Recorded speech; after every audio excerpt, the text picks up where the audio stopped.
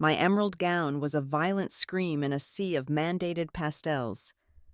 Mother stood at the entrance, sipping champagne and offering that razor-sharp laugh I had endured for 31 years. She mocked my solitude and warned me not to ruin the bride's day with my misery. While my sister giggled behind her, they had no idea that in 15 minutes those smiles would die. The most powerful man in this room came for me, and the bride would soon be rendered literally speechless. My name is Kimberly Wainwright, and for most of my 31 years of existence, I have lived in the quiet, dusty margins of other people's stories. I sat alone in the basement level of the archive sanctum, a windowless room that smelled of decaying paper, hide glue, and time. Under the harsh white circle of my magnifying lamp lay a text from the late 1700s. Its spine was broken, the leather cover flaking away like dry skin, and the pages were stained with the brown oxidization of centuries. It was a ruin of a thing. Most people would have thrown it in the trash, seeing only garbage, but my job, my entire life's purpose, was to take things that were broken, forgotten, and falling apart, and stitch them back together until they were whole again. I dipped my brush into a pot of wheat starch paste. My hand was steady. It had to be. One wrong move, and the brittle page would disintegrate. I was applying a thin strip of Japanese tissue to a tear in the gutter of page 42. It was delicate work. It required patience. It required a tolerance for silence that most people found maddening. I liked the silence. The silence did not judge. The silence did not ask why I was not married yet. The silence did not look at my sensible shoes and plain cardigans with a sneer. Then the phone rang.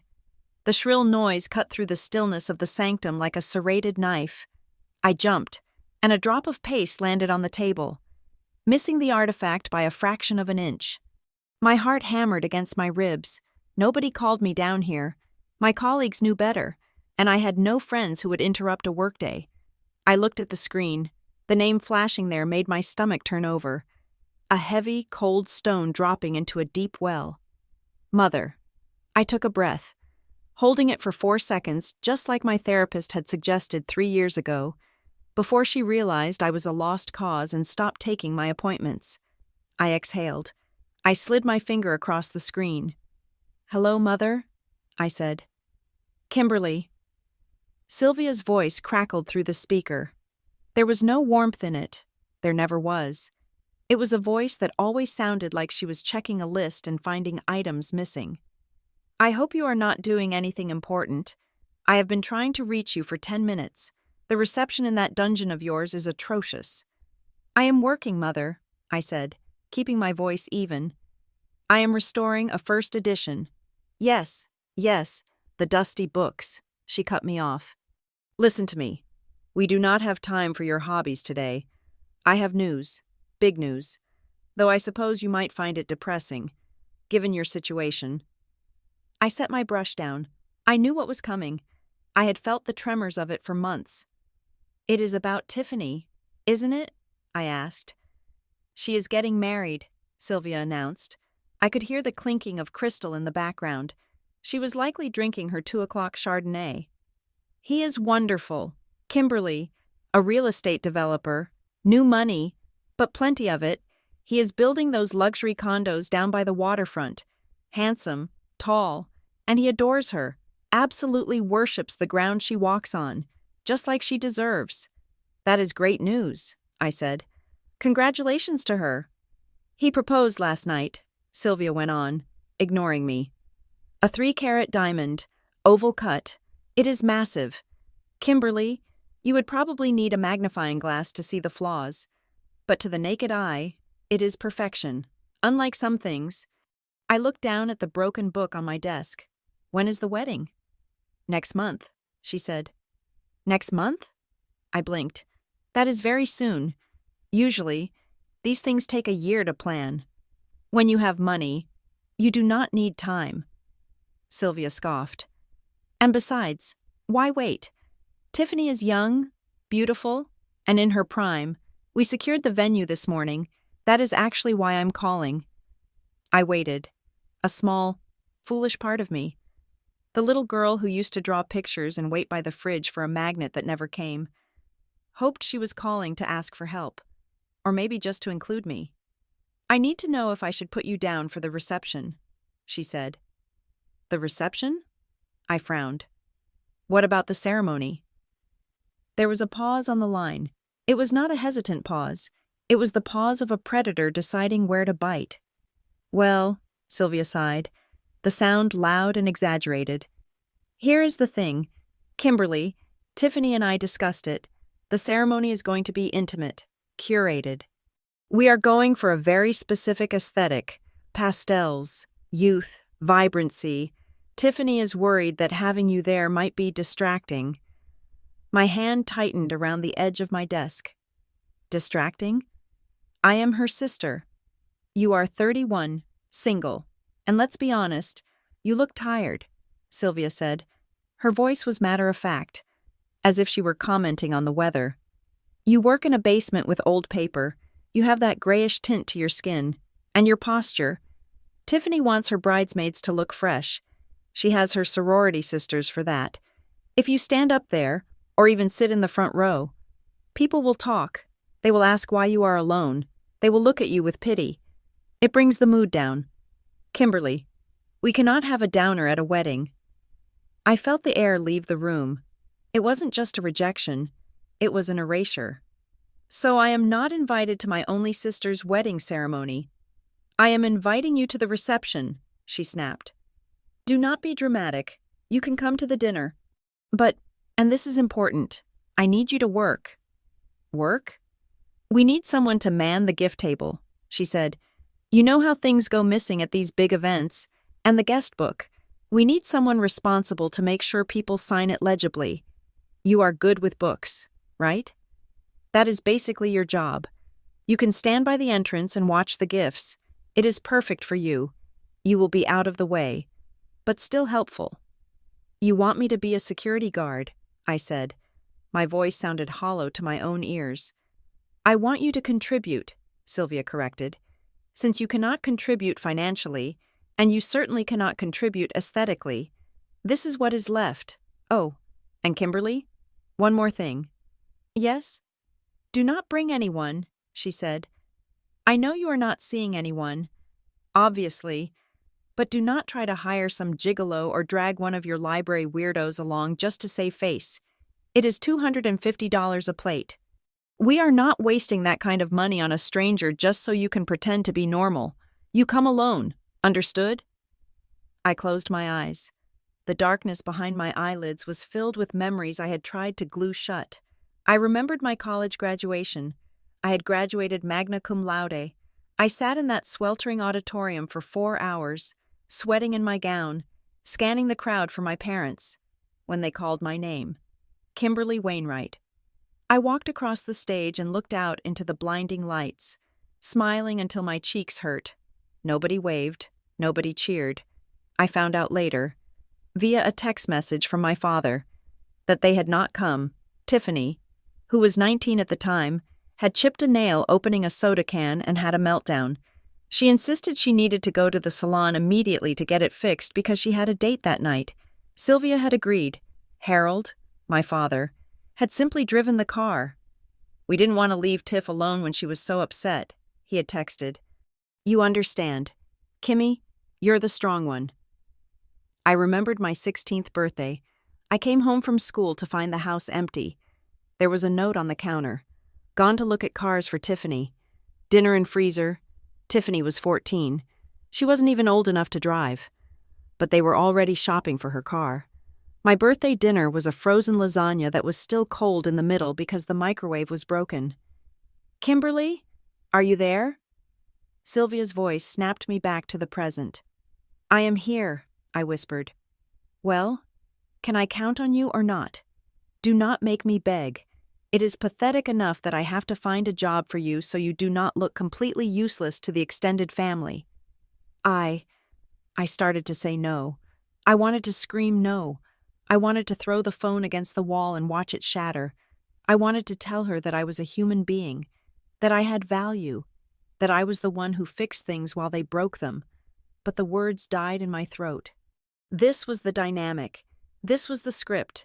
Tiffany was the princess, I was the servant, and Dad was the ghost. "I will be there," I said. "Good," Sylvia said. "Wear something that blends in, beige or gray.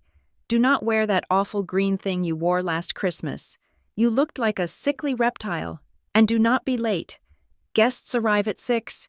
You need to be at the gift table by 5:30 sharp." "What about Dad?" I asked. A last, desperate attempt to find an ally. "What does Dad say about this?" Sylvia laughed. It was a dry, dismissive sound. "Oh, please, your father just wants peace. He agrees with me. He thinks you would be happier in the back, away from the spotlight. You know how you get anxious." I didn't get anxious. I got ignored. There was a difference. "Fine," I said. "Is that all?"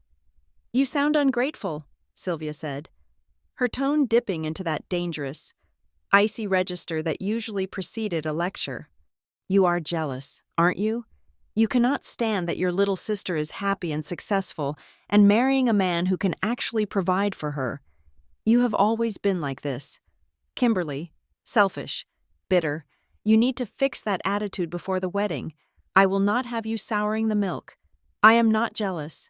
Mother, prove it," she said. "Show up, do your job, and smile. Goodbye."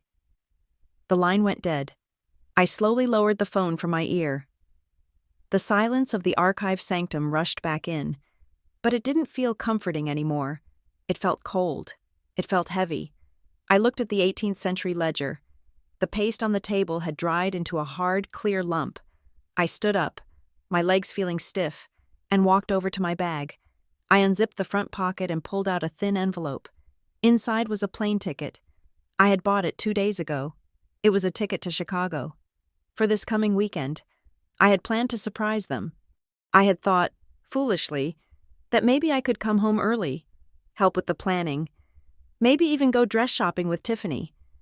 I had thought that if I just showed up, if I just tried harder, if I just inserted myself into their lives, they would have to see me. I looked at the date on the ticket. Friday, the 15th. It cost me $400. That was a lot of money for me. I lived simply. I saved everything. I had spent hours searching for the best fare. Imagining the look on my father's face when I walked through the door. I imagined him smiling. I imagined Tiffany hugging me. I stared at the ticket until the numbers blurred. I didn't cry. That was the strange thing. I expected tears. I expected the familiar hot sting in my eyes and the lump in my throat, but there was nothing. Instead, a strange numbness started in my fingertips and spread up my arms, settling deep in my chest.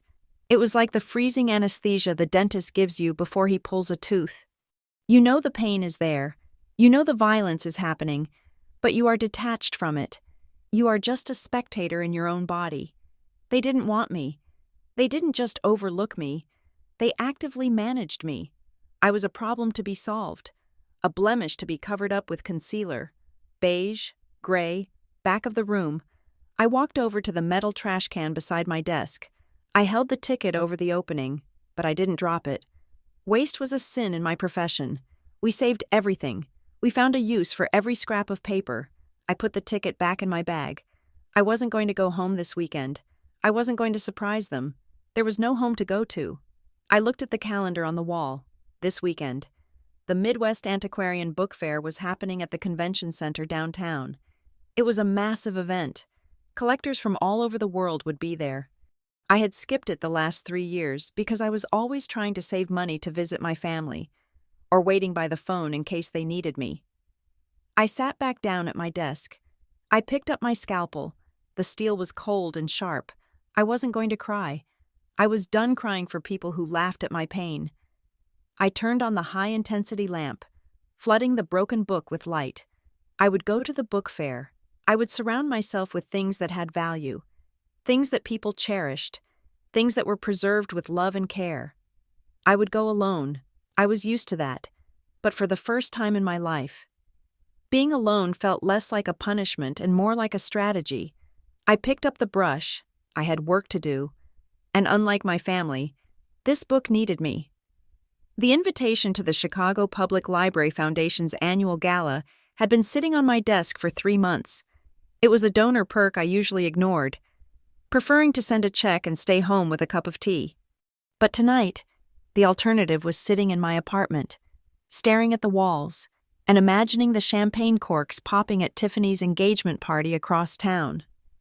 The party where my absence was not just requested, but required, so I put on the only formal dress I owned. It was a simple navy blue sheath I had bought off the rack at a department store 5 years ago for $80. It fit well enough, though the hem was perhaps an inch too sensible, and the fabric lacked the shimmer of the silk and taffeta swirling around me. The winter garden of the library was transformed. The glass ceiling soared 9 stories above us, revealing the dark, snowy sky of Chicago. Below, the room was a galaxy of golden lights, white florals, and people who smelled like expensive leather and old money. I took a glass of sparkling water from a passing tray and retreated to the periphery. I was good at the periphery. It was my natural habitat. I found a quiet alcove near the biography section, shielded by a large potted fern. From here, I could watch the spectacle without being part of it. I watched groups of women in gowns that cost more than my car laugh with their heads thrown back. I wondered if any of them had sisters they were ashamed of. I wondered if their mothers looked at them and saw only a deficit, a few feet away from my hiding spot. A woman was struggling. She was older, perhaps in her late 60s, but she possessed an elegance that made the younger women look like they were playing dress-up. She wore deep burgundy velvet and a string of pearls that glowed under the warm lighting. She was fumbling with her clutch, trying to read the program. When her spectacles slipped from her nose and clattered onto the marble floor, she let out a sharp sigh of frustration. "Oh, for heaven's sake." I stepped out from behind the fern. "Allow me," I said softly. I crouched down and picked up the glasses. They were tortoiseshell, heavy and clearly custom-made. As I turned them over in my hands, I saw the problem immediately. The tiny screw holding the left temple arm to the frame had worked itself loose. It was hanging by a thread of metal, ready to fall out and vanish into the abyss of the patterned carpet. "Are they broken?" the woman asked, peering at me with narrowed, unseeing eyes. "I am blind as a bat without them, and Arthur is off discussing tax loopholes with the mayor." "Not broken," I said, my professional instincts taking over. "Just loose. If you have a moment, I can fix this right now." The woman blinked. "Here? Do you have magic powers, my dear?" I smiled. It was the first time I had smiled in 48 hours. "Better. I have tools." I set my water glass down on a nearby shelf and opened my clutch. It was a small bag, but I was a master of spatial efficiency.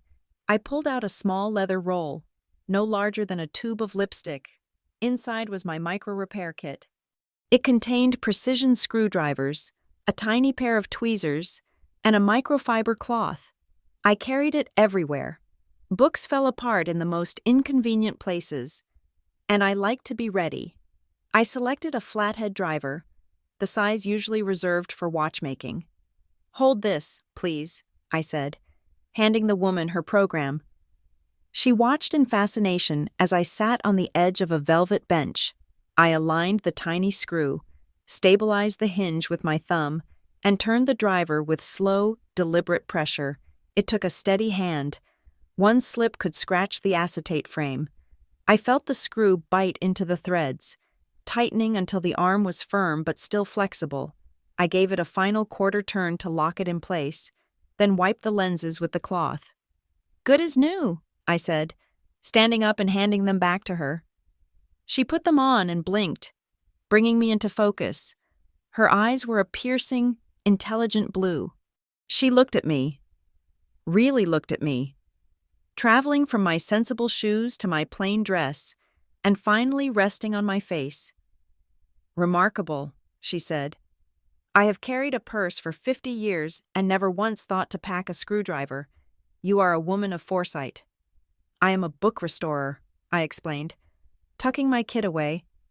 "Loose hinges are an occupational hazard. I just apply the same logic to eyewear." "A book restorer," she repeated, tasting the words. "How marvelous. I am Eleanor Eleanor Sterling. Kimberly Wainwright. Well, Kimberly Wainwright, you have just saved me from a headache and a very clumsy evening. Please, come sit with me. My feet are killing me. And if I have to listen to another conversation about golf handicaps, I might scream. She gestured to a small table near the window. I hesitated. Oh, I would not want to intrude. Your husband. Arthur can fend for himself, Eleanor said firmly, taking my arm. He is in his element. I am bored. Rescue me again. We sat, and for the next hour, something miraculous happened. We talked. We didn't talk about gossip or fashion or who was marrying whom. We talked about paper. Eleanor was a voracious reader, and she had a deep appreciation for the physicality of books. I told her about the project I was working on, the 18th century text with the broken spine. I described the process of washing the pages to remove the acidity, the smell of the wheat paste, the satisfaction of aligning the fibers of the paper so the mend was invisible. It sounds like surgery, she said, leaning in, her chin resting on her hand.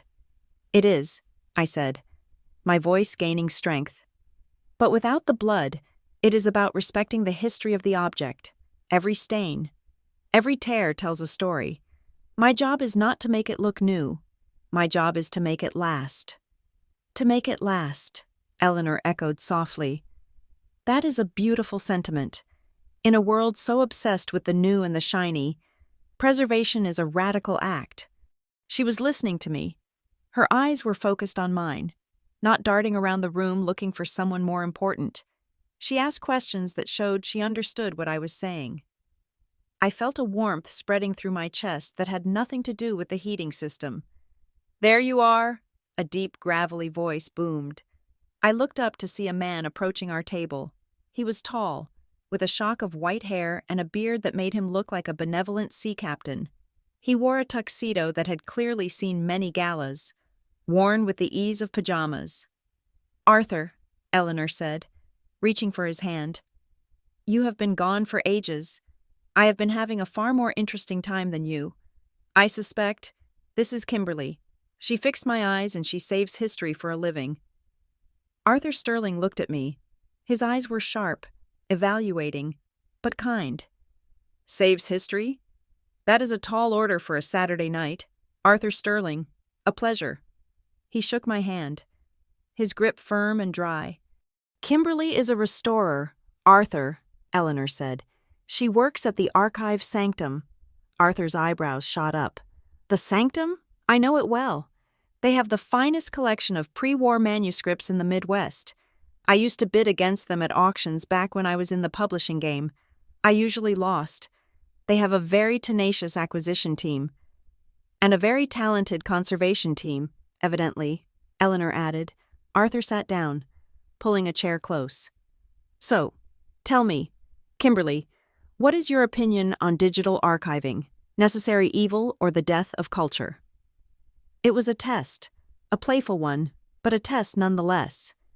It is necessary for access, I said without hesitation. But a scan cannot replicate the tactile experience. You cannot smell the vellum on a screen. You cannot feel the impression of the type. A digital copy preserves the information, but the physical book preserves the humanity of the author. Arthur slapped the table. Delighted. Ha! I told you, the humanity. That is exactly what I said to the board last week. He looked at me with genuine respect. You have a good head on your shoulders, young lady. Then, his expression softened. He looked around the table, noticing the empty chair and my solitary glass of water. But tell me, Arthur said, lowering his voice, a young woman as bright and articulate as you, why are you sitting here with two old dinosaurs on a Saturday night? Surely there is someone, somewhere, wondering where you are. The bubble burst. The reality of my evening rushed back in. The cold apartment, the rejected ticket, the silence of my phone. I looked down at my hands. Actually, there is not. No? Eleanor asked gently. No plans? I was supposed to have plans, I stammered. The lie felt too heavy to carry in the face of their kindness. I took a breath. My sister is getting engaged tonight. There is a party, A big one. And you are not there? Arthur frowned. Is she in another city? No, I said. She is 20 minutes away, at the Drake Hotel. Then why on earth are you here? Eleanor asked. I looked up. Meeting her gaze, I decided, in that moment, to just say it. I was tired of protecting the people who hurt me. I was told not to come, I said quietly. My mother said I did not fit the aesthetic. She said my job was too dusty, and since I am single, she thought I would be a distraction, a downer, so I was uninvited. Silence descended on the table. It was not the awkward silence of the library. It was a heavy, stunned silence. Arthur's face darkened. The jovial sea captain vanished, replaced by the titan of industry who had crushed competitors for decades. She told you that you did not fit the aesthetic? She said I could come to the wedding reception next month, I added, feeling the need to be accurate.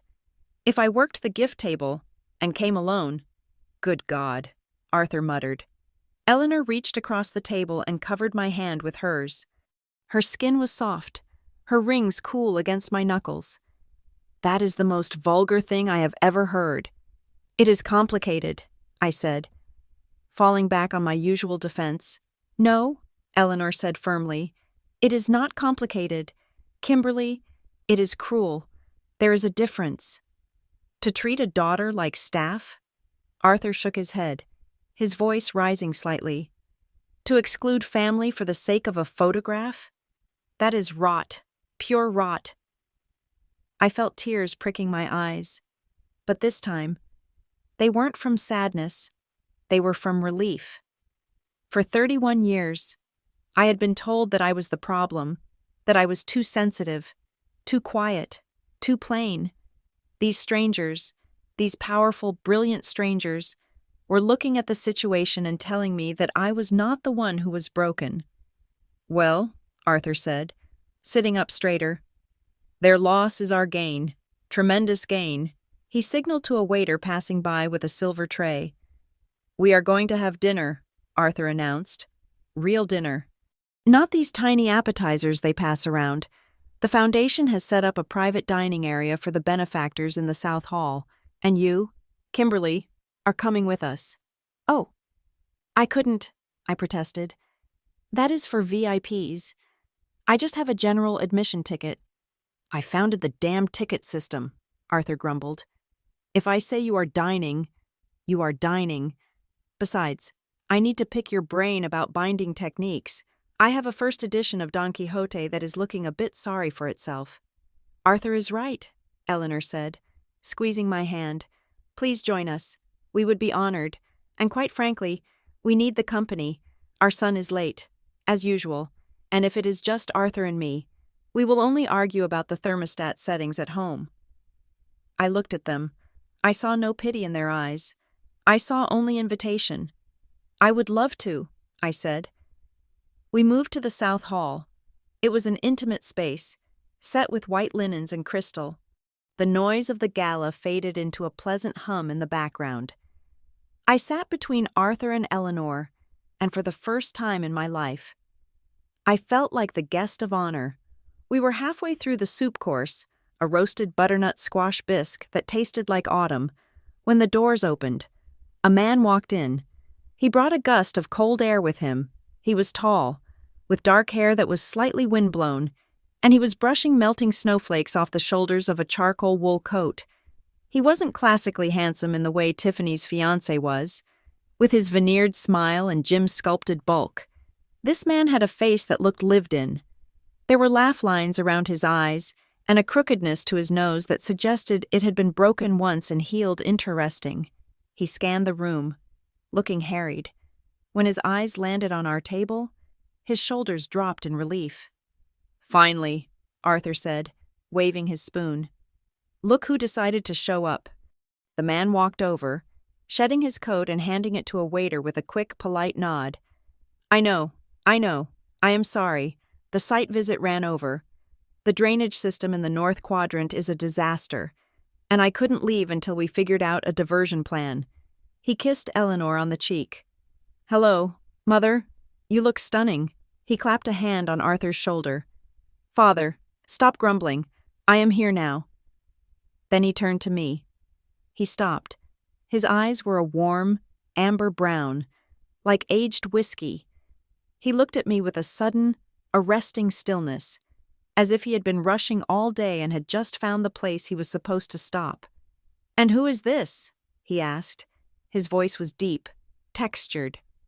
"This is Kimberly," Eleanor said, beaming. "She is a book restorer. She fixed my glasses. She knows more about history than your father, and she is saving us from a very boring evening." "Kimberly," he said. He extended a hand. "I am Julian." I took his hand. His palm was warm and rough, the hand of someone who worked with stone and earth, not just blueprints. When our skin touched, a literal static shock zap jumped between us. We both pulled back slightly, startled. "Sorry," I said, feeling a blush rise up my neck. "Dry air." "High voltage," Julian corrected. A slow, lopsided grin spreading across his face. It was a smile that made my breath catch.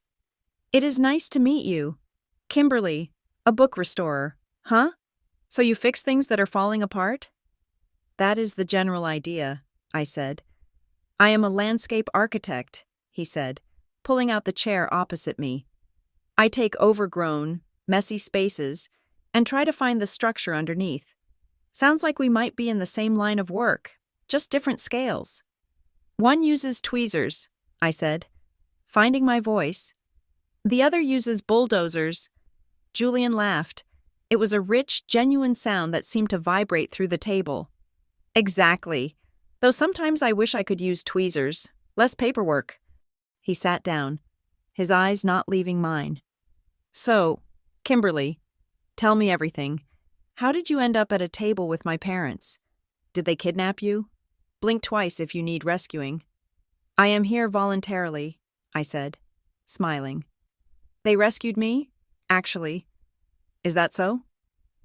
Julian leaned forward, resting his elbows on the table. The air between us felt charged, thick with a sudden, undeniable gravity. "Well then, I suppose I will have to thank them. I cannot imagine a better addition to the family dinner." I looked at Julian, then at Eleanor and Arthur, who were watching us with amused, knowing expressions. For the first time all night, perhaps for the first time in years, I forgot about the navy dress. I forgot about the wedding. I forgot about Sylvia's laugh. I picked up my wineglass. "I cannot imagine one either," I said, and I meant it. 6 months had passed since that night at the library, and my life had split into 2 distinct, parallel universes. In one universe, I was still the invisible daughter, the disappointment, the unpaid assistant to the Princess of Lake Forest. In the other, I was Kimberly, the woman who knew how to restore 18th century bindings and how to make Julian Sterling laugh until he hiccuped. Sunday mornings became my sanctuary. I would drive my beat-up sedan through the wrought iron gates of the Sterling estate in Lake Forest, a place that felt less like a house and more like a living, breathing entity of warmth. The estate was vast, terrified me at first, but Eleanor and Arthur had a way of shrinking the grandeur down to human size. "Wrist loose, Kimberly. Do not strangle the pot," Eleanor instructed. We were in the sunroom, a space filled with orchids and light. Eleanor was teaching me the gong fu tea ceremony. It was not just about drinking tea, it was a meditation. It was about respect for the leaf, the water, and the company. I poured the hot water over the oolong leaves, watching the steam curl into the air. "Like this?" "Perfect," Eleanor beamed. She took the cup I offered her with 2 hands. "You are a natural. Most people rush it. They want the caffeine, not the experience. You have the soul of an artist, my dear." It was strange to be praised for my patience. My mother usually called it slowness or lack of ambition. Across the room, Arthur was buried in a stack of auction catalogs. He treated me not as a guest, but as a consultant. He would often wave me over, his glasses perched on the end of his nose. "Kimberly, come look at this," he would say. This listing for a Gutenberg Bible leaf. The provenance looks shaky to me. What do you think? And I would trace the lineage of the sale, point out the inconsistencies in the description, and he would listen. He took notes when I spoke. He valued my expertise. In 6 months, Arthur Sterling had asked for my opinion more times than my father had in 31 years. Then there was Julian. Our courtship was not an explosion of fireworks. It was the slow, steady building of a foundation. It was architectural. He took me to the forgotten corners of Chicago. We climbed the fire escapes of abandoned factories so he could show me the brickwork. We stood on the roof of the Rookery building, freezing in the wind, while he explained the load-bearing genius of the steel frame. You see that? He asked one afternoon, pointing to a crumbling gargoyle on a facade in the Loop. People walk past that every day and never look up. They do not see the detail. They do not see the care someone put into carving that stone 100 years ago. He turned to me, wrapping his scarf around my neck because I was shivering. It is like you, Kim. You see the things other people miss.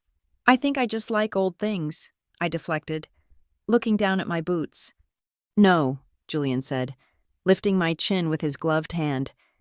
You like true things. There is a difference. He kissed me then, right there on the busy sidewalk. With the L train rumbling overhead, it wasn't a kiss for an audience. There were no cameras, no hashtags, no relationship goals captions. It was just us. It was solid. It felt like coming home. But the other universe was always there, vibrating in my pocket. My phone buzzed against my hip. I ignored it, but the buzzing persisted. Once, twice, 3 times, I pulled it out. Mother, where is the transfer? The deposit for the florist is due by 5. Mother, Kimberly, do not play dead. I know you get paid on Friday. Tiffany, I need you to design the invites. I sent you the mood board. I want gold foil. And do not use that cheap font you used for Dad's retirement party. I stared at the screen. The requests had escalated as the wedding drew closer. It started with small things. Help with a guest list spreadsheet. Finding a vendor for customized napkins. Now, it was demands for money I didn't have, and labor I didn't have time for. I typed back, I cannot send money this month. Mom, my rent went up, and I'm working overtime. I cannot do the design by tomorrow. The response was immediate. Mother, selfish, unbelievable. Your sister is drowning in stress, and you are worried about your rent? Figure it out. Harold, tell your daughter to stop being a brat. Dad, just help your mother. Kimmy, keep the peace. I felt the old shame rising, the conditioned response to fix it, to apologize, to empty my savings account just to make the yelling stop. But then I looked up. I saw Julian watching me from across the table at the coffee shop where we were sitting. He wasn't looking at his phone. He was looking at me with concern. Is everything okay? He asked. My family, I said, putting the phone face down. They need money for the flowers. And you are going to give it to them? Julian asked gently. I usually do, I admitted. Do they ever ask if you have enough for yourself? He asked. The question hung in the air. The answer was so obvious it hurt. No, they never asked. Kim, Julian reached across the table and took my hand. You are not a bank, and you are not a doormat. You are allowed to say no. If I say no, they say I'm jealous, I whispered. They say I am trying to ruin Tiffany's happiness because I am bitter. That is called manipulation, Julian said, his voice firm. And for the record, looking at you right now, bitter is the last word I would use. Exhausted by their nonsense, maybe, but not bitter. I didn't send the money. It was the hardest thing I had ever done. My phone blew up for 3 days. I had to put it on silent to sleep. But the sky didn't fall. The world didn't end. And for the first time, I had money left over at the end of the month to buy a new coat. The contrast between the two families became sharpest the week Julian got sick. It was a nasty bout of influenza that knocked him flat. He was feverish, shaking, and miserable. Eleanor called me on a Tuesday, sounding worried. He is refusing to go to the doctor, and he is being a terrible patient, she said. He keeps trying to check his emails from bed. I left work early and went straight to his apartment in the city.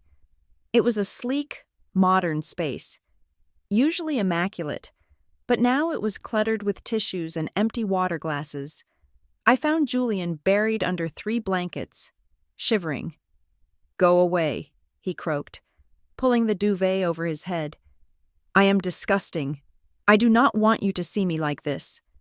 "I have seen a 300-year-old book covered in mold," I said, pulling the duvet down.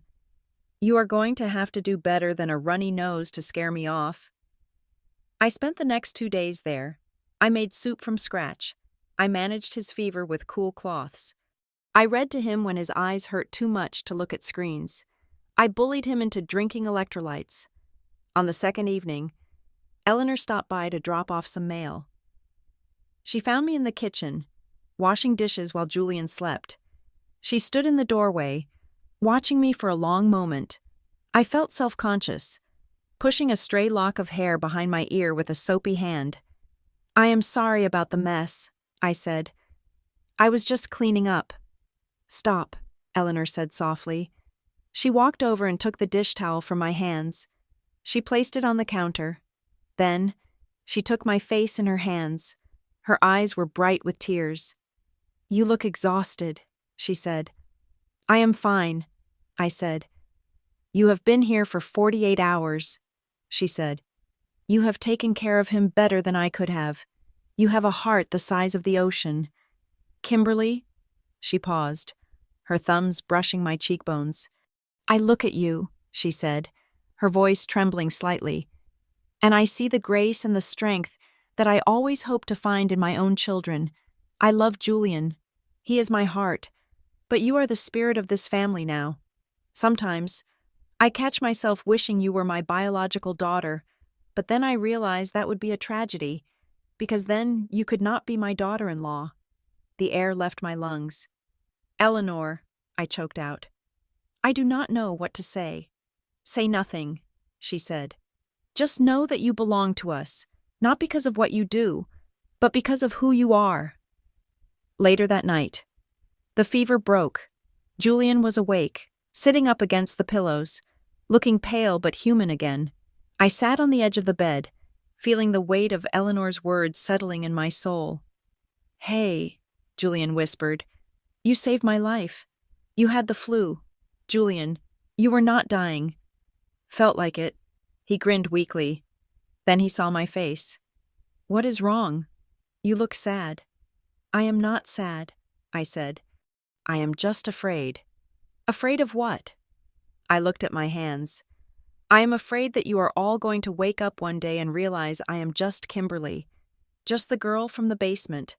My own family treats me like I am a utility, like I am only valuable when I am useful. I am scared that if I stop being useful, you will stop loving me." It was the truth I had never spoken aloud.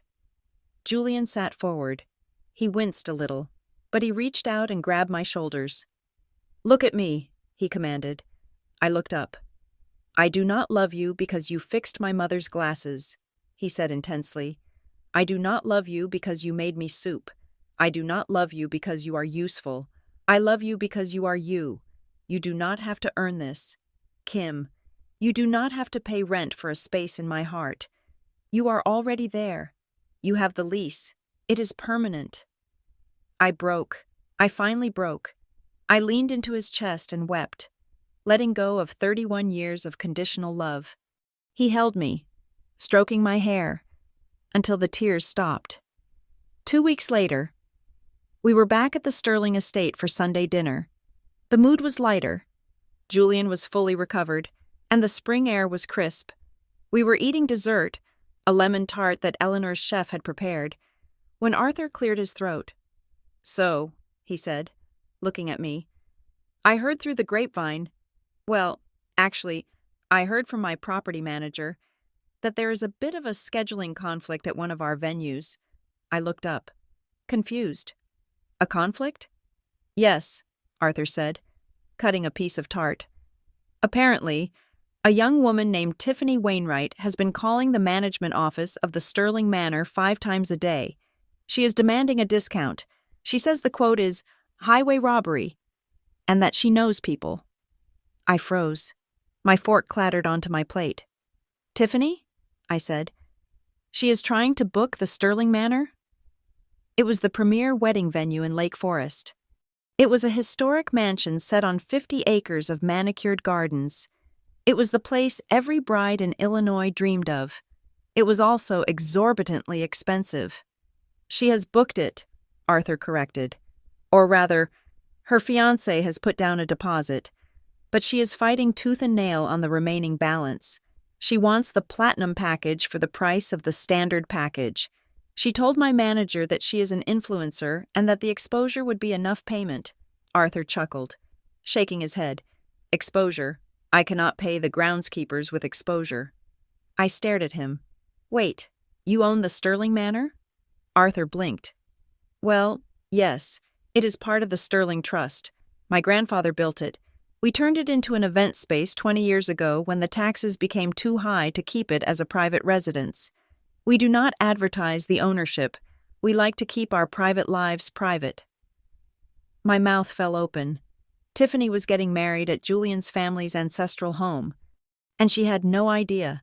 She was treating the staff like dirt, demanding discounts, and invoking her status, all while the actual owner was sitting across from her sister, eating lemon tart. Does she know? I asked. Does she know it is yours? No, Julian said, a mischievous glint in his eye. The holding company is called Lakefront Heritage Group. She has no clue. She called my manager an incompetent peasant yesterday, Arthur said casually, because he told her she could not have a fireworks display after 10 o'clock at night. It is a noise ordinance issue, not a competence issue. I felt a cold dread mix with a strange, dark amusement. Oh my God, Arthur, I am so sorry. I can tell her to stop. No. Arthur raised a hand, silencing me. His face was serious, but there was a sharpness in his eyes that I recognized. It was the look of a man who had played high-stakes poker for decades. You will do no such thing, Kimberly, Arthur said. She wants the venue. She has the venue. Let her have her day. Let her feel like a queen. He took a sip of his wine. But, he added, I think it is time we updated the guest list for the owner's box. Don't you? If she is going to be screaming at my staff, I think I should be there to oversee the operations personally, and naturally, my family will accompany me. He looked at me. That includes you. Kimberly, you are family. I looked from Arthur to Eleanor, and then to Julian. They were all smiling. It wasn't a malicious smile. It was a smile of justice. She uninvited me from the ceremony, I reminded them. I am only allowed at the reception to watch the gifts. Perfect, Julian said, squeezing my hand under the table. Then that is exactly where we will make our entrance, at the reception. I looked at the lemon tart. It tasted sweet, but there was a tartness to it, a sharpness that lingered on the tongue. Okay, I said. Let them have the manor. I didn't tell my mother. I didn't tell Tiffany. When they texted me the next day, demanding I pay for the calligraphy on the place cards, I simply replied, no. When they screamed, I turned off my phone. I went to sleep that night knowing that the stage was set. They were building their castle on land owned by the people they thought were beneath them, and they were about to find out that the ground beneath their feet could shift at any moment. The vibration of my phone on the hard oak surface of my workbench was usually a sound I ignored. But this time, the screen lit up with a name that had not appeared without an agenda in over a decade. Tiffany. I stared at it. My sister never called. She texted demands. She sent links to registries. She forwarded invoices. But a voice call? That meant she wanted something that required nuance, or more likely, manipulation. I picked up. Hello, Tiffany. Kimmy? Oh my God. Hi. Her voice was a confection of high-pitched enthusiasm, so sugary it made my teeth ache. It was the voice she used on her sorority sisters, or when she was trying to get out of a speeding ticket. "How are you? I feel like we haven't talked in forever. Are you still working in that basement? It must be so gloomy. You really should get some sun.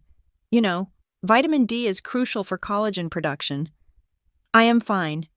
Tiffany," I said, keeping my hand on the leather-bound volume I was binding. "What do you need?" "So cynical," she let out a tinkling, practiced laugh. "Can't a sister just call to check in? But actually, since you asked, I did have a tiny, tiny favor, a teeny thing." "Go ahead." "So," she drew the word out, "I was looking through your Instagram, stalking you like a good sister, and I saw that photo you posted last month, the one of the library ceiling, and you tagged the Sterling Foundation." My heart skipped a beat. I had posted a photo of the restoration work I did on a rare manuscript donated by the foundation, but I had been careful not to mention the family personally. "Yes," I said cautiously. "I did some contract work for their archives." "Right, exactly," Tiffany squealed. "So, here's the thing. We are having a slight nightmare with the venue budget. Daddy is being so cheap. Honestly, it is embarrassing. And since we booked the Sterling Manor, which is totally the only venue that fits my vibe, I was thinking you could help." "Help how?" "Well, you work for them," she said, her voice dropping to a conspiratorial whisper. "You are practically on the payroll. You must know someone in the billing department. Or maybe you can just tell them you are family. I need you to get us the friends and family discount, or at least get them to waive the service fee. It is 22%. Kimmy, that is robbery." I almost laughed. The irony was so thick I could choke on it. She wanted a discount on a venue owned by the man whose bed I had slept in for the last 3 nights. She wanted me to use my influence to save her money, while simultaneously banning me from the ceremony. "Tiffany," I said, my voice flat, "I cannot do that. I am a book restorer. I do not have any pull with the venue management. They are completely different departments. I am just a contractor." The sweetness evaporated instantly. The transition was so abrupt it was like a slap. "Are you serious?" she snapped. Her tone was now sharp, nasal, and entirely familiar. "You literally work for the foundation that owns the place. You can't just send an email? You can't just drop a name?" "No," I said. "I cannot. It would be unprofessional." "Unprofessional," she mocked, spitting the word out. "You are such a loser. Kimberly, honestly, I give you one chance to be useful. One chance to actually contribute to the most important day of my life. And you hide behind professionalism. You just don't want to help. You are jealous. You have always been jealous that I'm getting the fairy tale, and you are rotting in a library." "I am not jealous," I said, gripping the edge of the desk. "Whatever," she huffed. "Thanks for nothing, as usual." The line went dead.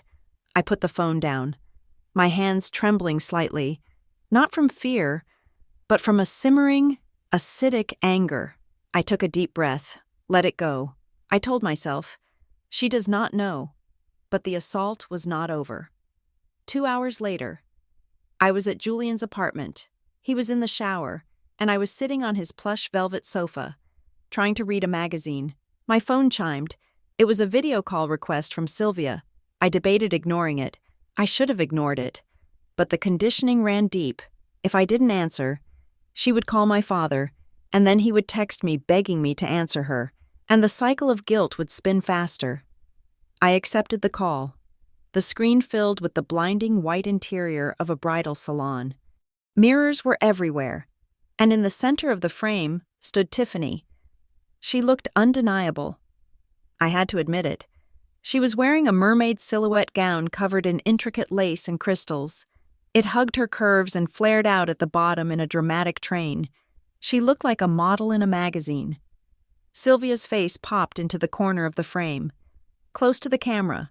Her lipstick was a shade of aggressive coral. "Look at your sister," Sylvia commanded. "Just look. Have you ever seen anything so stunning?" "It is a beautiful dress," I said truthfully. "Beautiful? It is a masterpiece," Sylvia corrected. It is a Vera Wang. It costs $10,000. Can you imagine? $10,000 for a dress she will wear for 6 hours. She laughed. That sharp sound I hated. But she deserves it. Look at that waist. Tiny. Tiffany twirled in the background, admiring herself in the trifold mirror. She didn't look at the camera. She didn't acknowledge my presence on the screen. Here is the situation, Kimberly, Sylvia said, moving the phone so her face filled the screen again, blocking out the bride. We are maxed out on the credit cards for the day. Your father, the old miser, put a limit on the Amex. Can you believe that? Limiting his daughter on her dress-fitting day? My stomach tightened. I knew where this was going. We need to put down the final payment to take it home today, Sylvia said. We are short. Just a little bit. I need you to transfer $2,000. Right now. I will send you the Zelle info. She didn't ask. She stated it, like it was a tax I owed for existing. Mother, I said, keeping my voice steady despite the thumping of my heart. I cannot give you $2,000. Sylvia's eyes narrowed. What do you mean you cannot? You have a job. You have no husband, no kids, no mortgage. What do you spend your money on? Books? Cat food? I have expenses, I said. And I do not have $2,000 of disposable income to hand over for a dress, especially not when I have already told you I'm struggling with my own bills. Struggling? Sylvia scoffed. You are struggling because you chose a dead-end career. But that is not Tiffany's fault. Listen to me. This is an emergency. If we do not pay today, they will not do the alterations in time. Do you want your sister to walk down the aisle in an ill-fitting dress? Do you want to ruin the pictures? I am not ruining anything, I said, finding a spine of steel I didn't know I possessed. I am simply saying no. I will not send the money. Sylvia's face went red. The veneer of polite coercion dropped. You ungrateful little brat, she hissed. The venom in her voice was audible even through the tinny speakers of the phone. After everything we have done for you, we put a roof over your head. We fed you. And this is how you repay us? By holding out on your sister? I am 31 years old, I said. I do not owe you a dowry. If you do not send that money, Sylvia said, leaning in so close the camera lost focus on her nose, then do not bother showing up. Seriously, if you are going to be this stingy, this unsupportive, then we do not want your negative energy there. She paused, and then a cruel, twisted smile curled her lips. Actually, she chuckled darkly. Ideally, you wouldn't come anyway. It is not like you were invited to the ceremony. You are just a Tier 2 guest. Kimberly, you are essentially staff. So if you don't pay up, maybe we just cut you from the reception too. Save us the cost of the chicken dinner. God knows you look like you eat enough as it is. The insult hung in the air. It was petty, it was childish, it was disgusting, and it was the end. Something inside me snapped. Not a loud snap, like a bone breaking, but a quiet snap, like a tether finally being cut. Goodbye, Mother, I said. I pressed the red button before she could say another word. I sat there, staring at the black screen of my phone. The silence in the apartment was heavy. I felt cold. I felt hollowed out. Then, I felt a hand on mine. I jumped. I hadn't heard the bathroom door open. Julian was standing there, wrapped in a towel, water dripping from his hair onto his chest. His face was not the face of the gentle architect I loved. It was the face of a statue carved from granite. His jaw was set so hard, a muscle twitched in his cheek. I heard that, he said. His voice was dangerously quiet. Julian, I started, my voice shaking. I am sorry. You shouldn't have to listen to that. She asked you for $2,000, he said. Walking around the sofa to sit next to me, he didn't care that he was getting the velvet wet. He took both my hands in his. And then she threatened to uninvite you from an event where she has already relegated you to the help. It is just how she is, I whispered, looking down. I am used to it. Well, I am not, Julian said. He stood up and walked over to his desk. He picked up his phone. "What are you doing?" I asked. "I am calling my father," Julian said. "I am going to tell him to cancel the contract. Right now. We are kicking them out of the manor. I don't care if it is a breach of contract. I will pay the penalty myself. I do not want those people setting one foot on my family's property." Panic surged through me. "No!" I scrambled off the sofa and ran to him, grabbing his wrist before he could hit the dial button. "Julian, stop, please." He looked at me, his eyes blazing with protective fury. "Kim, they are abusing you. Financial abuse, emotional abuse. I will not facilitate their party. I will not let them drink my father's champagne while they treat you like garbage. If you cancel the venue," I said, looking deep into his amber eyes, "they will play the victim. They will tell everyone that the venue screwed them over. They will spin it. Tiffany will cry. And my mother will blame me somehow. And they will never, ever understand what they did wrong." "I don't care if they understand," Julian spat. "I want them to hurt. I want them to see," I said. I loosened my grip on his wrist and slid my hand down to interlace my fingers with his. "Don't cancel it," I said softly. "Let them have the wedding. Let Tiffany wear her $10,000 dress. Let Sylvia strut around like she owns the place. Let them spend every dime they have trying to impress people they don't even like." "Why?" Julian asked, his brow furrowed. "Because I want to be there," I said. A cold resolve settled over me. I want to walk into that room. I want them to see me, not the Kimberly who begs for scraps of affection, not the Kimberly who sits in the back and watches the gifts. I took a breath. I want them to see the Kimberly who is loved by the people they are desperate to impress. I want them to see me with you, and I want to watch the realization hit them. If we cancel the wedding, they just get angry. If we go and reveal the truth, they will be destroyed." Julian stared at me. He searched my face, looking for hesitation. He found none. Slowly, the anger in his eyes cooled, replaced by a dawn of understanding. A slow, wicked grin spread across his face. "You want to ambush them," he said. "I want justice," I corrected.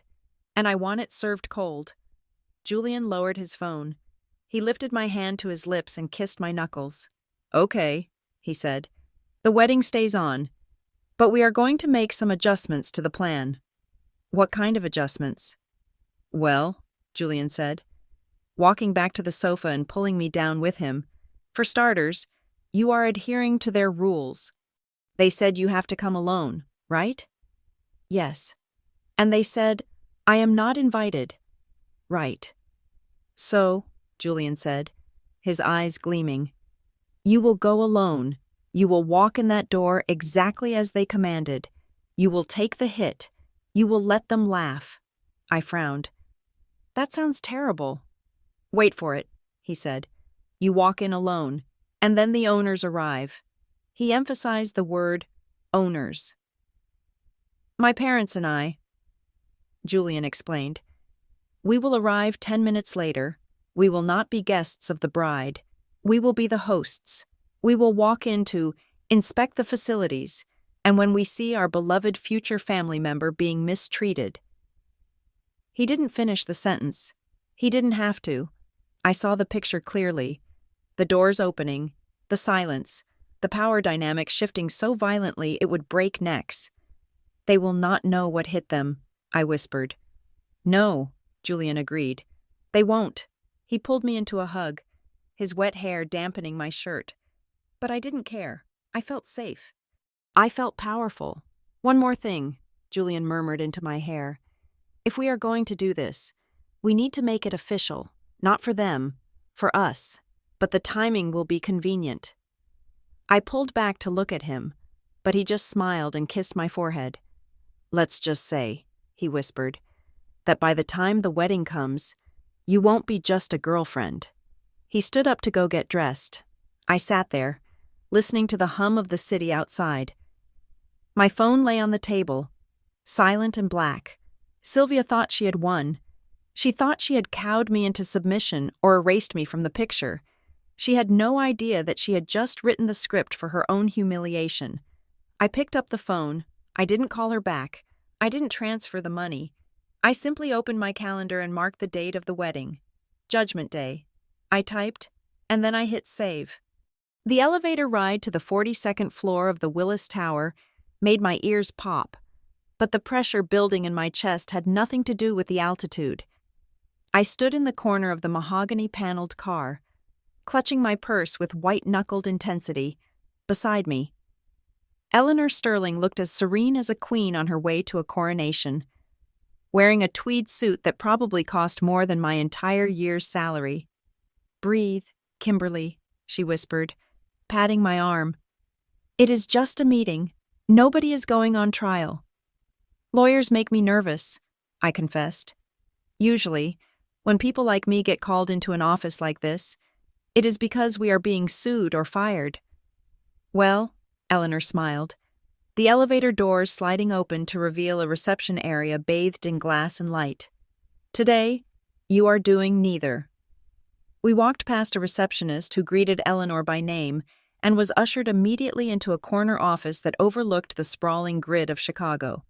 Arthur was already there, standing by the window, looking out at the gray expanse of Lake Michigan. Sitting behind a desk the size of a small boat was a man I assumed was Mr. Abernathy, the family's longtime attorney. "Ah, the guest of honor," Arthur said. Turning around, his face was grave, which did not help my anxiety. "Sit down, Kimberly," Mr. Abernathy said. He had a voice like dry parchment. I sat. I looked from Arthur to Eleanor. "Is everything okay? Is Julian okay?" "Julian is fine," Arthur said, taking the seat next to me. In fact, he is the one who encouraged this meeting, though the idea was Eleanor's. "Mr. Abernathy slid a heavy document across the polished wood of the desk. It was bound in blue paper. "Miss Wainwright," the lawyer began, "Mr. and Mrs. Sterling have asked me to draft a codicil to their family trust and estate plan. As you know, adult adoption is a complex legal procedure in the state of Illinois, and often unnecessary for the purposes we wish to achieve. However, there are other ways to recognize a familial bond in the eyes of the law." I blinked. Familial bond? "We are rewriting the will." "Kimberly," Arthur said bluntly, "I do not understand," I stammered. "Look at page 4. Mr. Abernathy instructed. I opened the document. My hands were shaking so hard the paper rattled. I scanned the dense legal jargon until my eyes landed on a paragraph that had been highlighted in yellow. "I, Arthur James Sterling, being of sound mind, do hereby designate Kimberly Ann Wainwright as a Class B beneficiary of the Sterling Family Trust, with all rights and privileges pertaining thereto, including but not limited to." I stopped reading. I looked up at them, bewildered. "Beneficiary?" I whispered. "Arthur, I cannot take your money. I have a job. It is not just about the money, though the stipend will certainly help you move out of that drafty apartment," Eleanor interrupted gently. "Read the next clause, the one regarding the foundation." I looked back down. "Furthermore, Kimberly Ann Wainwright is hereby appointed to the Board of Directors of the Sterling Cultural Preservation Fund, with a lifetime seat and voting rights regarding the acquisition and restoration of historical artifacts." My mouth went dry. The Sterling Cultural Preservation Fund was one of the most prestigious philanthropic organizations in the country. A seat on that board was not just a job, it was a knighthood. It was instant, unassailable status. It meant that when I walked into a room in Chicago, I wasn't just a book restorer, I was a sterling decision-maker. "Why?" I asked. My voice cracked. Tears welled up in my eyes, hot and fast. "Why are you doing this? You have known me for 8 months. I am nobody." Arthur leaned forward. He placed his large, warm hand over mine on the desk. "You are not nobody," he said firmly. "You are the woman who brought our son back to life. We have watched Julian for years. Kimberly. He was successful. Yes, but he was lonely. He was drifting. Since he met you, he is anchored. He is happy. And Eleanor added, her voice thick with emotion. You chose us. That night at the library, you did not know who we were. You did not know Arthur was a tycoon. You did not know I could buy the building. You saw an old woman with broken glasses, and you stopped to help. You treated us with kindness when you thought we had nothing to offer you. That is character.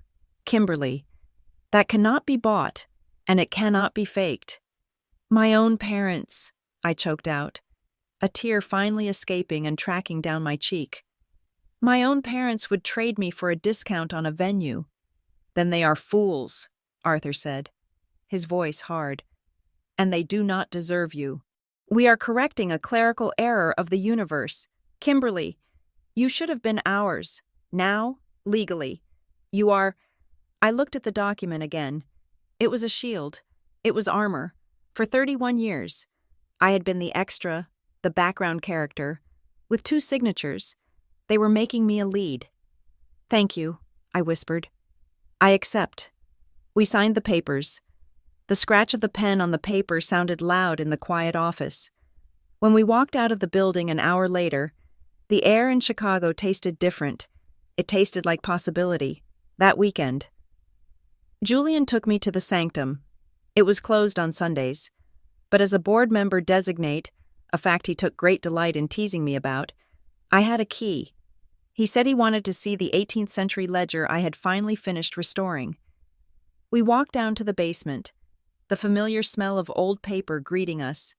I turned on the lights. The room was exactly as I had left it. Quiet, humble, safe.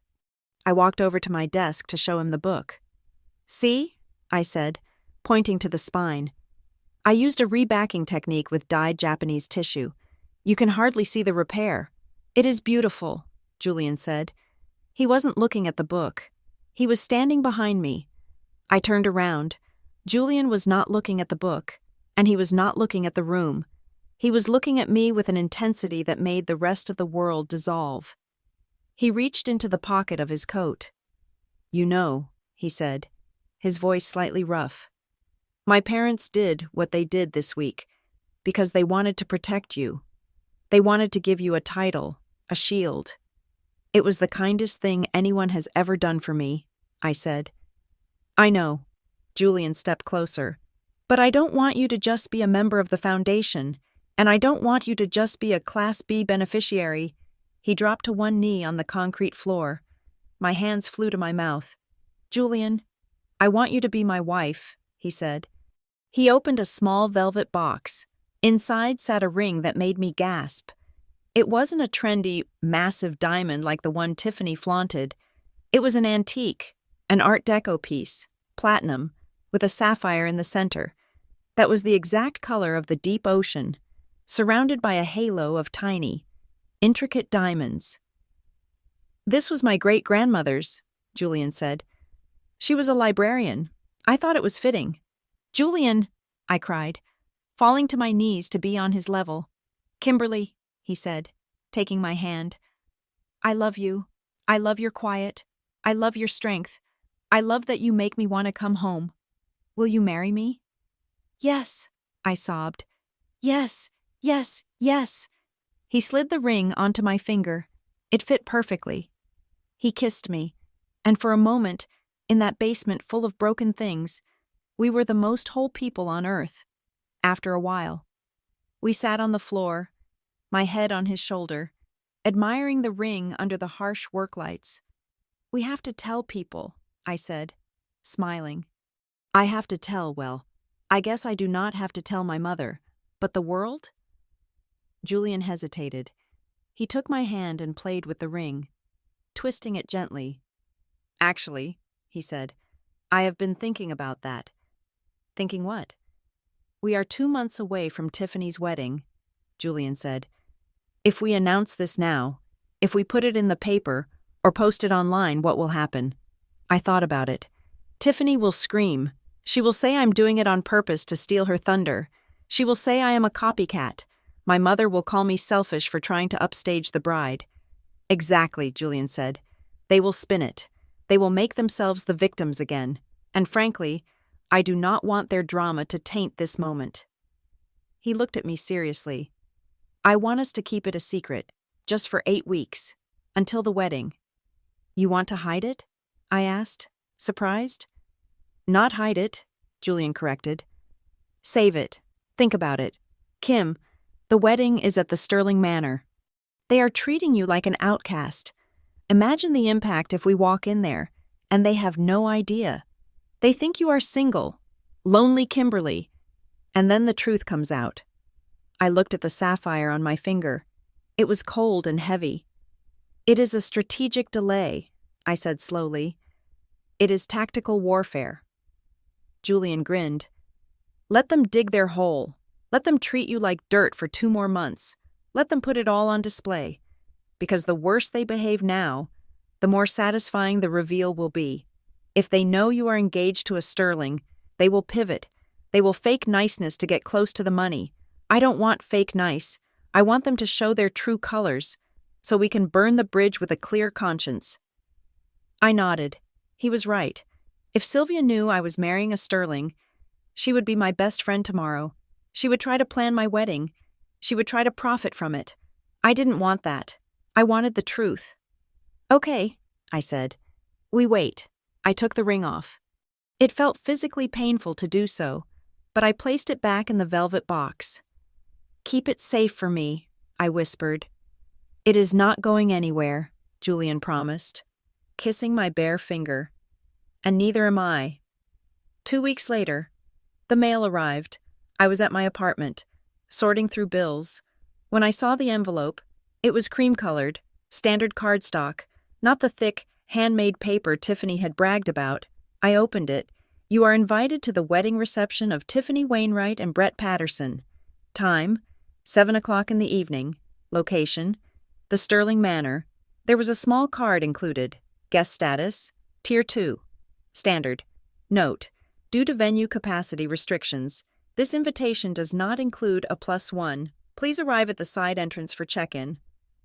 I laughed. I actually laughed out loud in my kitchen. Tier 2? Side entrance. It was so petty it was almost impressive. They were literally categorizing their guests like cuts of meat.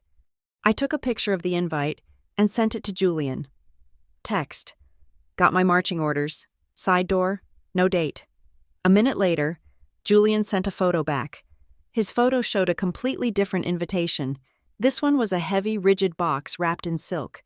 Inside lay an invitation engraved in gold leaf on thick acrylic. Mr. and Mrs. Arthur Sterling and Mr. Julian Sterling.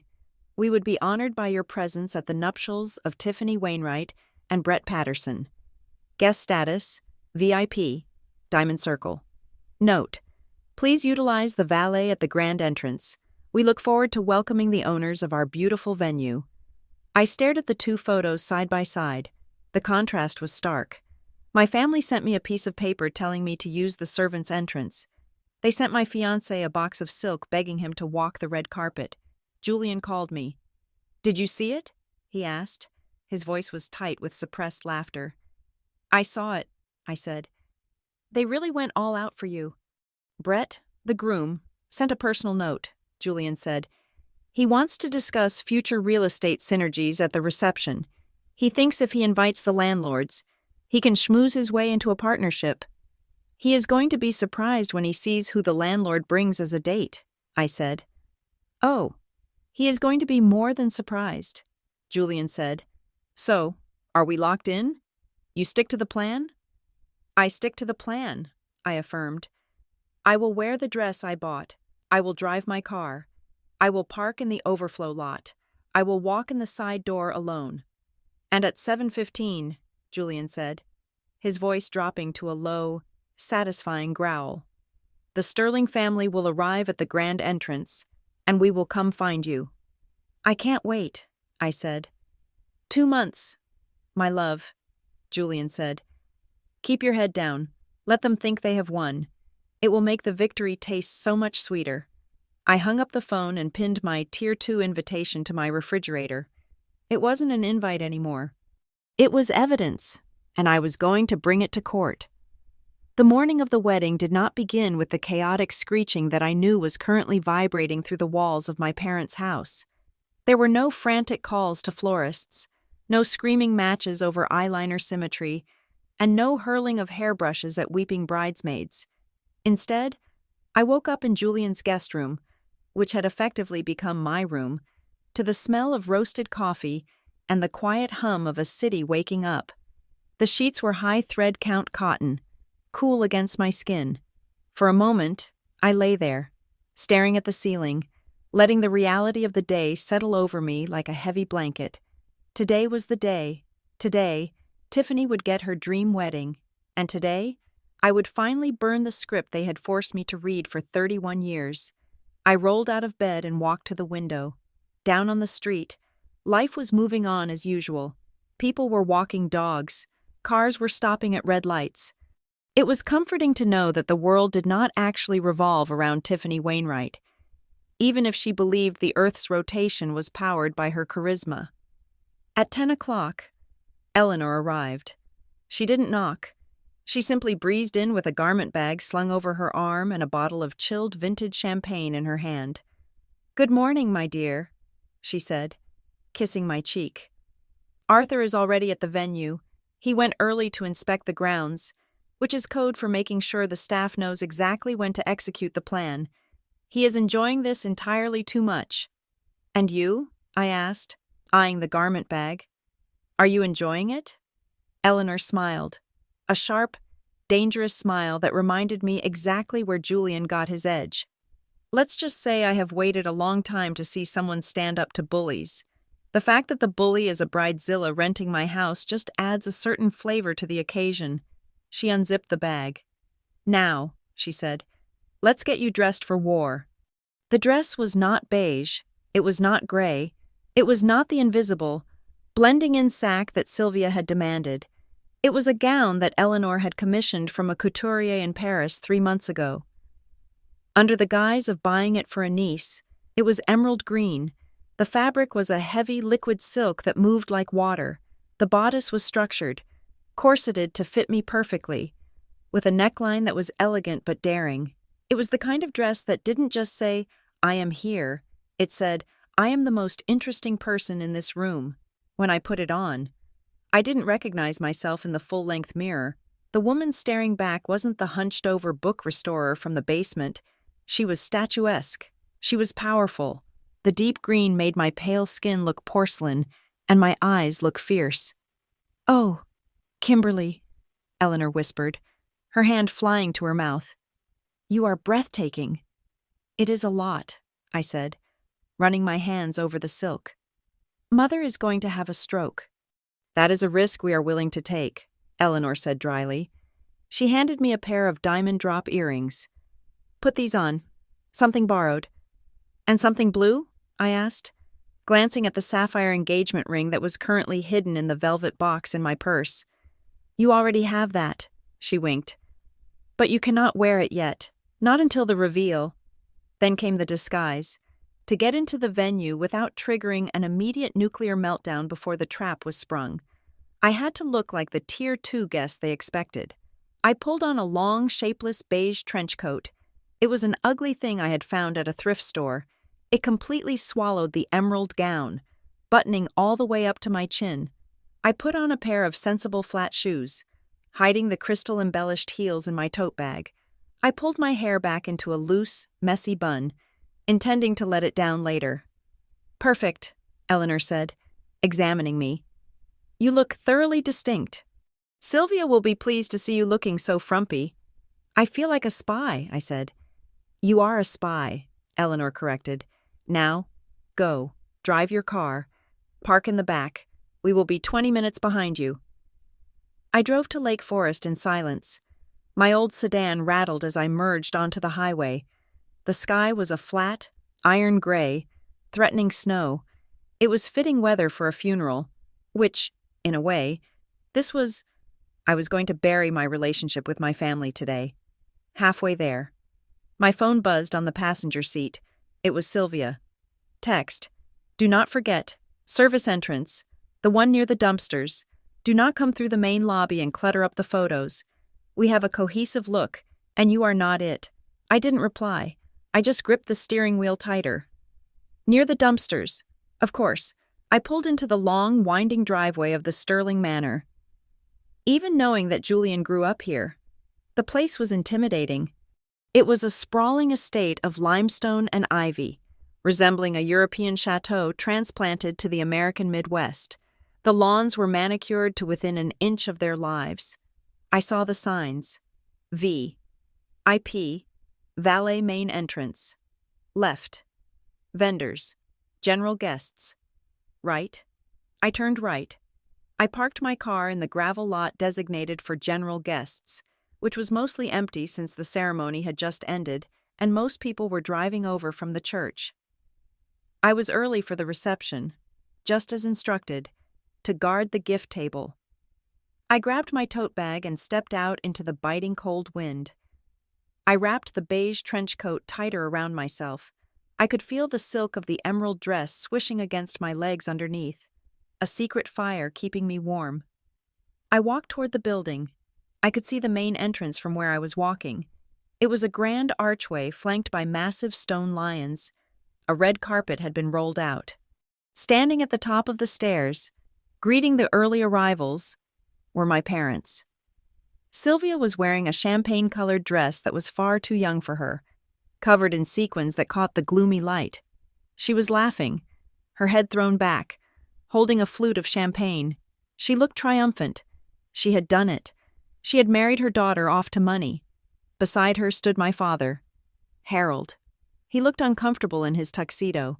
Shifting his weight from foot to foot, I stopped walking. I was about 50 yards away, on the lower path. I don't know why I did it, but I stopped. I wanted them to see me. I wanted to see if, even now, at the 11th hour, there was any recognition. Harold looked up. His eyes scanned the grounds, perhaps looking for an escape route from Sylvia's chatter. His gaze landed on me. I stood there, a solitary figure in a beige coat. Standing in the cold wind while they stood under the heat lamps of the portico, our eyes locked. For 3 seconds, time suspended. I saw recognition in his face. I saw him realize that his daughter was standing there, alone, relegated to the servant's path. I saw a flicker of shame. Wave. I thought, just wave. Dad, just acknowledge me. Just once. Be a father. Harold swallowed. He looked nervous. He glanced at Sylvia, who was busy preening for a photographer. He saw that she hadn't noticed me yet. And then, my father did the thing that broke the last thread holding me to him. He looked away. He didn't just look away. He physically turned his back on me. He pretended to adjust his cufflinks. He engaged in a sudden, animated conversation with a waiter. He chose, in that moment, to erase me rather than risk a 3-second confrontation with his wife. I felt something cold and hard settle in my chest, replacing the nervous fluttering of my heart. It was the finality of it, the absolute certainty. Okay, I thought, I have no father. I started walking again. But I didn't walk with my head down. I walked with the stride of a woman who owns the ground she steps on. I reached the building. The side door, the service entrance, was propped open with a crate. I could hear the clatter of the kitchens inside. It smelled of dish soap and garbage. I stopped. My phone buzzed again. Julian, we are 10 minutes out. The Rolls-Royce is entering the gates. Be brave, my fiancé. I am with you. My fiancé. I looked at the service door. Then I looked at the main entrance, where my parents had just moved inside to the lobby. Do not come through the main lobby. Sylvia had texted, you are not the look. I took a deep breath of the freezing air. I turned away from the service door. I walked up the stone steps to the main terrace. I bypassed the general guests sign. I walked straight onto the red carpet. The valet looked at me, confused by my lack of a car and my beige coat, but I ignored him. I pushed open the massive double doors of the main entrance. The heat hit me first, followed by the overwhelming scent of expensive lilies and heavy perfume. The lobby was a cavernous space with crystal chandeliers the size of small cars hanging from the ceiling. A string quartet was playing somewhere in the corner. The room was filling up with guests, men in tuxedos, women in pastels. So many pastels. Just as Tiffany had mandated, it was a sea of peach, mint, and lavender, and there, holding court in the center of the room near the entrance to the ballroom, was the receiving line. Tiffany, the groom, Sylvia, and Harold. They were busy shaking hands with a local politician. They hadn't seen me yet. I walked further in. I felt like an intruder. My beige coat was drab against the glitter of the party. I could feel people glancing at me, their eyes sliding over me with that polite dismissal reserved for the help. "Is she with the catering?" I heard a woman whisper. "Must be the coat check girl." I didn't flinch. I checked my watch. 7:15. Julian would be here any second. I needed to get closer. I needed to be right there, front and center. When the world turned upside down, I walked toward the ballroom doors. The security guard, a large man with an earpiece, stepped forward to intercept me. He saw the beige coat. He saw the lack of a VIP badge. "Excuse me, miss," he said, his voice bored. "The coat check is to the left. Staff entrance is in the back." I looked him in the eye. I recognized him. He was the head of security for the Sterling family. I had met him 2 months ago when Julian brought me here for a private tour. His name was Frank. "Hello, Frank," I said quietly. Frank stopped. He squinted at me. Then, his eyes widened. He recognized me. He knew exactly who I was. He knew I was the future Mrs. Julian Sterling. And more importantly, he knew who signed his paycheck.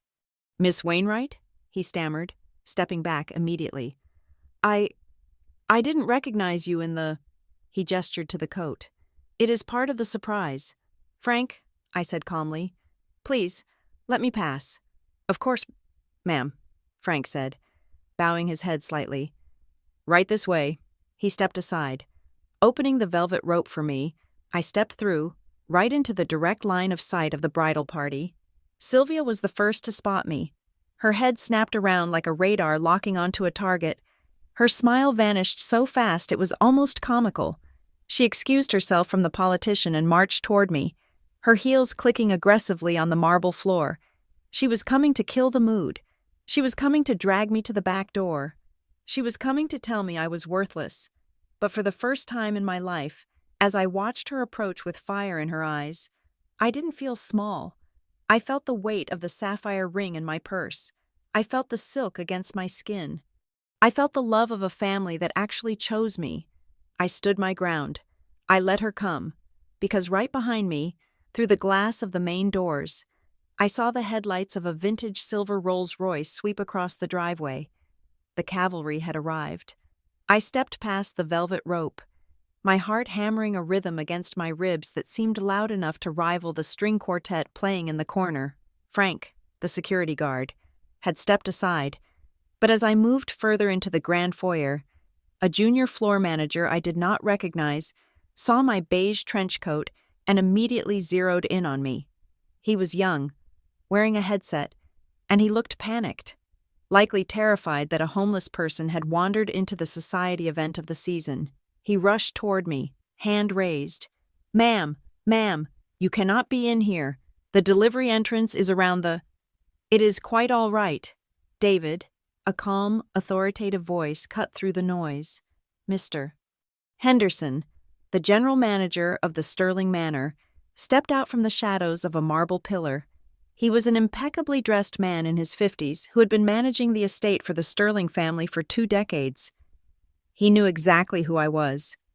He knew about the codicil signed in the law office, and judging by the slight, conspiratorial nod he gave me, he knew exactly what was about to happen. "Miss Wainwright is a guest, Mr. Henderson said, staring the junior manager down. "Do not disturb her." The young man blinked, confused, looking from Mr. Henderson to my thrift store coat. "But the dress code is none of your concern," Mr. Henderson said. He turned to me. "Welcome, Miss Wainwright. Can I take your coat?" "Thank you, Mr. Henderson," I said. "I think I will handle it." I stopped in the middle of the foyer. I was directly under the central chandelier. The light was unforgiving, reflecting off the polished terrazzo floor. About 30 feet away, the receiving line was still in full swing. My mother's laugh, A high, tinkling sound that she practiced in front of mirrors floated over the crowd as she charmed the mayor's wife. I took a breath. I reached for the top button of the beige trench coat. It was time. I undid the buttons, one by one. The coat was heavy, wool, and scratchy. As I parted the fabric, the emerald silk underneath caught the light. It rippled like liquid wealth. I shrugged the coat off my shoulders, letting it slide down my arms. Mr. Henderson, anticipating the move, stepped forward smoothly and caught the coat before it hit the floor, draping it over his arm like it was a royal cape. "Thank you," I whispered. "My pleasure," he replied softly. I stood revealed. The effect was instantaneous. The people nearest to me stopped talking. The silence spread like a contagion, rippling outward from where I stood until the hum of conversation in the vast room dropped to a confused murmur. The dress was spectacular. It was structured yet fluid, hugging my waist and flowing to the floor in a column of deep, vibrant green that made the sea of pastel pinks and baby blues around me look washed out and childish. The diamond earrings Eleanor had lent me caught the chandelier light, sending prisms dancing across my collarbone. I was not the invisible book restorer anymore. I was a vision. But I was a vision standing completely, utterly alone. The drop in volume caused Sylvia to look up. She was holding a canapé, midway to her mouth. When she saw me, her hand froze. The canapé fell, bouncing off her sequined shoe. But she didn't notice. Her eyes widened, first in shock, then in recognition, and finally, in a blaze of pure, unadulterated fury. She said something to the person next to her, a quick, dismissive excuse, and then she began to move. She didn't walk. She marched. She cut through the crowd like an icebreaker ship, shoving guests aside with her elbows. Her eyes locked on me with predatory intensity. Tiffany, sensing the shift in her mother's energy, turned around. When she saw me, her jaw actually dropped. The color drained from her face, leaving her bronzer looking like a mask. She grabbed the arm of her new husband, Brett, and dragged him along as she followed her mother. Sylvia reached me first. She stopped 2 feet away, invading my personal space, vibrating with rage. "What do you think you are doing?" she hissed. Her voice was low, a venomous whisper meant only for me, though her smile remained plastered on for the benefit of the room. "I told you the service entrance. I told you the back. Are you deaf? Or just stupid?" "I parked in the back," I said calmly, but the door was blocked by catering carts. I had to come through the front. It was a lie, a small, convenient lie. "Look at you," Sylvia spat, her eyes raking over my dress. "Where did you get that?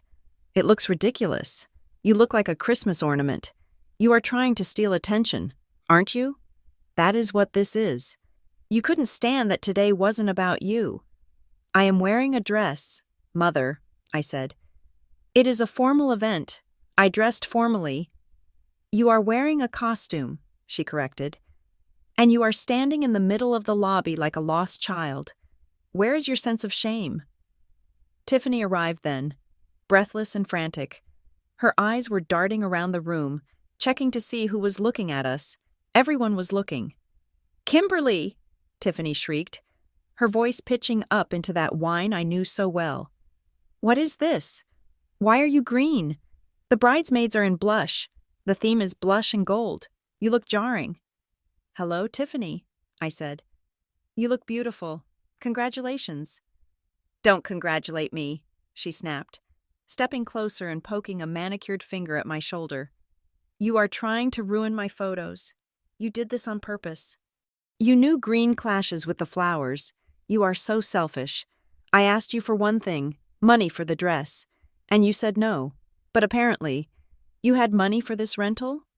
She laughed then, a short, cruel sound. "It is a rental, isn't it? You probably have to return it by midnight before you turn back into a pumpkin." "It is not a rental," I said quietly. "Oh, please," Tiffany scoffed. "We know what you make. You glue paper together in a basement. You cannot afford silk." Brett, the groom, looked uncomfortable. He was a large man with a red face, sweating in his tuxedo. "Babe, calm down. Let's just get her to the reception hall. People are staring." "Let them stare," Sylvia announced, her voice rising now, abandoning the whisper. She wanted an audience. She wanted to humiliate me so thoroughly that I would flee. "Let them see what a jealous sister looks like." Sylvia turned to the crowd, spreading her arms. A group of our relatives, Aunt Marge, Cousin Becky, and a few others who had always treated me like a piece of furniture, had gathered around, sensing blood in the water. "Look at her," Sylvia crowed. "My eldest daughter. Everyone. Kimberly. She decided to grace us with her presence." She turned back to me, her face twisting into a sneer. "But wait," Sylvia said, looking around me with exaggerated pantomime. "Where is he? Where is the date? Did you forget him in the car?" I stood still. My hands were clasped in front of me. I felt the sapphire ring burning a hole in my purse, but I didn't reach for it. "I came alone," I said. My voice was steady, carrying clearly over the murmurs of the crowd. Sylvia threw her head back and let out a laugh. It was the laugh from the phone call, the laugh from my childhood, the laugh that meant I was nothing. It was sharp, metallic, and echoing. "Alone!" she shouted, wiping a tear of mirth from her eye. "Oh, Kimberly, you really are pathetic. 31 years old, dressed like a runway model, and not a single man on this earth wants to be seen with you. I told you. Didn't I tell you?" She poked Tiffany in the ribs. "I told her to bring someone so she wouldn't look like a loser. But who could she bring? The mailman?" Tiffany giggled. It was a nasty sound. "Maybe she has an imaginary boyfriend. Mom, you know, like when she was 6 and had imaginary friends because the real kids thought she was weird." The circle of relatives chuckled. Aunt Marge covered her mouth, her eyes crinkling with amusement. Cousin Becky whispered something to her husband, and they both smirked at me. "It is just sad. Really," Sylvia continued, lowering her voice to a tone of mock sympathy that was infinitely worse than the shouting. "To show up here, all dressed up, thinking you are somebody, when everyone knows the truth, you are alone. Kimberly, you have always been alone. And you will always be alone, because you are difficult, you are sour. You drain the life out of a room." She stepped closer, her perfume choking me. "You are a stray dog," she whispered, loud enough for the front row to hear. "Scratching at the door, wanting to be let in. But you don't belong in the house, do you? You belong in the yard." The laughter rippled through the crowd. It wasn't raucous. It was polite, upper-class tittering, which made it sting so much more. They weren't laughing at a joke. They were laughing at a person. They were laughing at me. I looked at my father. Harold was standing 10 feet back, behind Brett. He was looking at his shoes. He heard every word. He heard his wife call his daughter a dog, and he said nothing. I felt a tear prick the corner of my eye, not from sadness, but from the sheer, overwhelming release of it. They had done it. They had played their parts perfectly.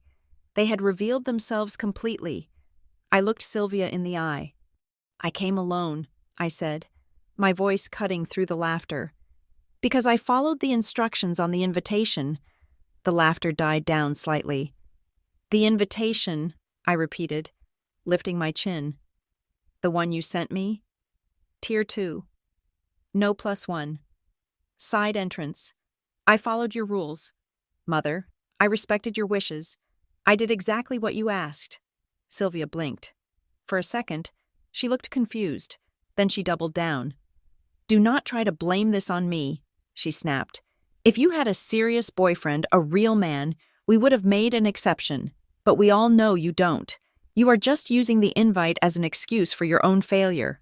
"Yeah," Tiffany chimed in, crossing her arms over her chest, crushing the expensive lace of her bodice. "If you had someone, where is he? Did he run away when he saw your face this morning? Or is he just invisible? Maybe he is a ghost. Is that it? Kimmy, you dating a ghost now?" "She is a disgrace," Sylvia muttered, shaking her head. "A total disgrace, ruining the aesthetic, ruining the mood. Listen to me. Kimberly, you are going to turn around. You are going to go to the coat check. You are going to put that ugly beige thing back on, and you are going to sit in the back corner of the reception hall, and you are not going to speak to anyone. Do you understand? You are going to be invisible, because that is what you are good at. She is right, Tiffany sneered. Just go hide. Nobody wants to look at you. The mockery hung in the air, thick and suffocating. I stood there, letting the words hit me, absorbing the blow. I wanted to remember this feeling. I wanted to etch the image of their twisted, laughing faces into my mind forever. I am not going to hide, I said. Excuse me? Sylvia stepped forward, her hand raising as if she might actually slap me. You will do as you are told, or I will have security drag you out. I don't think security will do that, I said. And why is that? Sylvia demanded. Because you are family? Don't make me laugh. You are barely family. You are a mistake we have been tolerating for 3 decades. No, I said. I looked past her shoulder, through the glass doors, beyond the red carpet. The silver Rolls-Royce had come to a stop. The valet had opened the back door. A cane hit the pavement first. Then Arthur Sterling emerged. Looking like a king in his tuxedo, he offered a hand to Eleanor, who stepped out wrapped in white fur. And then, from the other side of the car, Julian stepped out. He buttoned his jacket. He looked up at the entrance. He saw me standing there, surrounded by the wolves. His face hardened. I looked back at Sylvia.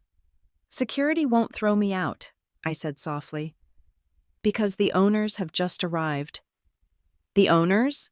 Sylvia frowned. What are you talking about? We rented this place.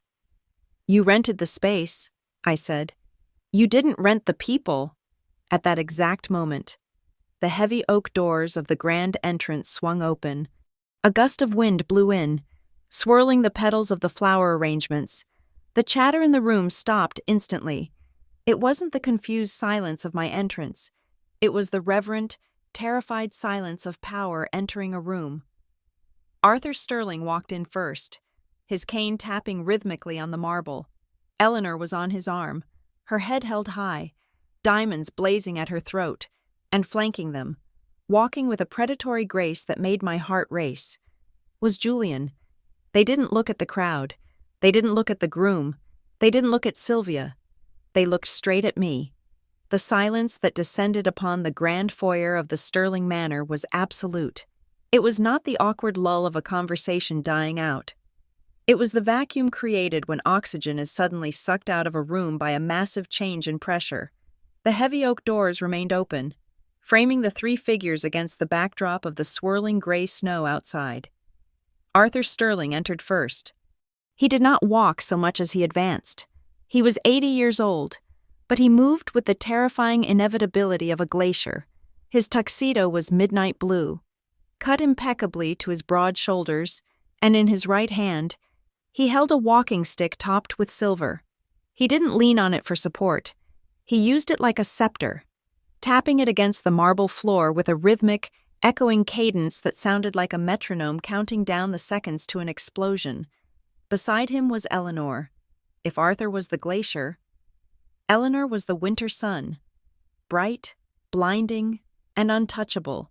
She wore a floor-length gown of silver silk that seemed to glow under the chandeliers.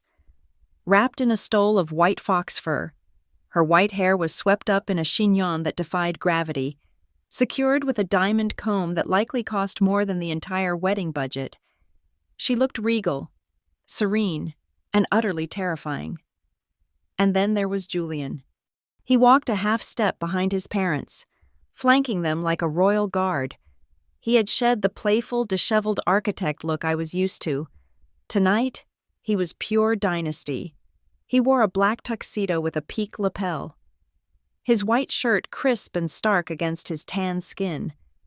His dark hair was swept back, revealing the sharp, uncompromising line of his jaw. He scanned the room not with curiosity, but with an air of ownership. The guests, who had just moments ago been snickering at my expense, were now frozen statues. They knew power when they saw it. This wasn't just money. This was the kind of wealth that built cities, the kind of influence that changed laws. I stood rooted to the spot, watching them. I felt a strange dissociation, as if I were watching a movie. Beside me, the air shifted. Brett, the groom, who had been sweating through his collar a moment ago, suddenly went rigid. His eyes bulged as he stared at the trio entering the hall. He grabbed Tiffany's arm with a grip that must have bruised. "Oh my God," Brett whispered, his voice trembling with a mixture of panic and ecstasy. "Tiffany, look, that is them." "Who?" Tiffany hissed, annoyed at being grabbed. "Let go of me, Brett." "That is the Sterling family," Brett whispered frantically, leaning into her ear but loud enough for me and Sylvia to hear. "Arthur and Eleanor Sterling. They own the media conglomerate. They own the publishing houses. And oh God, I think they own this building. The holding company I sent the invite to must be them." Tiffany's annoyance vanished instantly. Her eyes snapped to the door. "The owners? You invited the billionaires?" "I sent a VIP invite to the corporate office just to be polite," Brett stammered, wiping his clammy palms on his pants. "I never thought they would actually come, Tiffany. This is huge. If we make a good impression, do you know what this could do for my business? They are Chicago royalty." The transformation in Sylvia was instantaneous and grotesque. Upon hearing the word billionaires, the sneer that had been plastered on her face regarding me evaporated. It was replaced by a look of hungry, desperate ambition. She smoothed her sequined dress with frantic hands. She patted her hair. She checked her teeth with her tongue. "Oh, wonderful!" Sylvia exclaimed, her voice pitching up an octave into her hostess register. "Truly wonderful. Guests of honor. Everyone, look sharp." She turned to Tiffany. "Stand up straight. Tiff, smile. Show off the ring. Brett, stop sweating." Then, she turned to me. I was standing slightly in front of them, directly in the path between the door and the receiving line. In Sylvia's mind, I was no longer just a disgrace. I was now a physical obstruction to her social climbing. "Move," she hissed, abandoning the pretense of civility. She didn't just ask. She shoved me. She planted her hand on my shoulder and pushed me hard to the left, trying to clear the runway for her VIPs. "Get out of the way, you useless girl," she muttered through her teeth, her eyes never leaving the approaching Sterlings. "Do not block the view. Go find a corner before you embarrass us in front of actual important people. Go." I stumbled slightly in my heels but caught my balance. I didn't go to the corner. I stepped back just enough to regain my footing, smoothing the silk of my emerald dress. "I am not going anywhere, Mother," I said softly. "Shut up," she snapped. "Just disappear." She turned her back on me completely. Composing her face into a mask of obsequious welcome, she linked arms with Harold, who looked like he wanted to sink through the floor, and stepped forward to the edge of the red carpet. The Sterlings were halfway across the room now. The sound of Arthur's cane was the only noise in the cavernous hall. Tap, tap, tap. They walked past the security guard, Frank, who bowed low. They walked past the table where the guest book sat, the book Sylvia had wanted me to guard. They were heading straight for the receiving line. Sylvia beamed. She radiated a desperate, cloying energy. As they got closer, she actually executed a small, awkward curtsy, bending her knees in her tight dress. "Mr. and Mrs. Sterling," Sylvia called out when they were 10 feet away. Her voice was dripping with honey. "What an honor! What an absolute privilege! Welcome to our celebration. I am Sylvia, the mother of the bride. And this is—" She extended her hand, ready to grasp Eleanor's gloved one. Brett stepped forward too, his hand thrust out for Arthur to shake. "Mr. Sterling, sir, I am Brett Patterson. I cannot tell you how much this means to us. I have admired your business strategies for years." They were ready. They were eager. They were prepared to suck every ounce of status from this encounter. And then, the Sterlings destroyed them. They didn't stop. They didn't slow down. They didn't even blink. Arthur Sterling looked right through Brett, as if the groom were made of glass. He didn't look at the extended hand. He didn't acknowledge the greeting. He simply marched past him, his gaze fixed on a point beyond the receiving line. Eleanor was even colder. As Sylvia reached out, Eleanor adjusted her fur stole, pulling it tighter around her shoulders as if a sudden draft had entered the room. She turned her head slightly away, offering Sylvia nothing but a view of her diamond earrings. Sylvia's hand was left hanging in empty air. Her smile froze, twitching at the corners. The rejection was so total, so public, that a gasp went through the room. Tiffany, who had prepared a perfect bridal pose, wilted. She looked at Brett, confused. Why didn't they stop? Sylvia spun around, watching them pass. Maybe they didn't see us. Maybe they are going to the head table? But they weren't going to the head table. They walked past the bride. They walked past the groom. They walked past my father, who was staring at his shoes. They walked straight to me. I was standing where Sylvia had shoved me. A few feet away from the receiving line, isolated in my emerald dress. Julian reached me first. He stopped. The momentum of his walk ceased the moment he was within my orbit. The hard, imperious look on his face melted away, replaced by a warmth so intense it felt like standing in front of a fireplace. He ignored the 300 people watching. He ignored the shocked gasps from my family behind him. He stepped close, invading my personal space in the most welcome way possible. He reached out and took my right hand, the hand that was trembling slightly. "Kimberly," he said.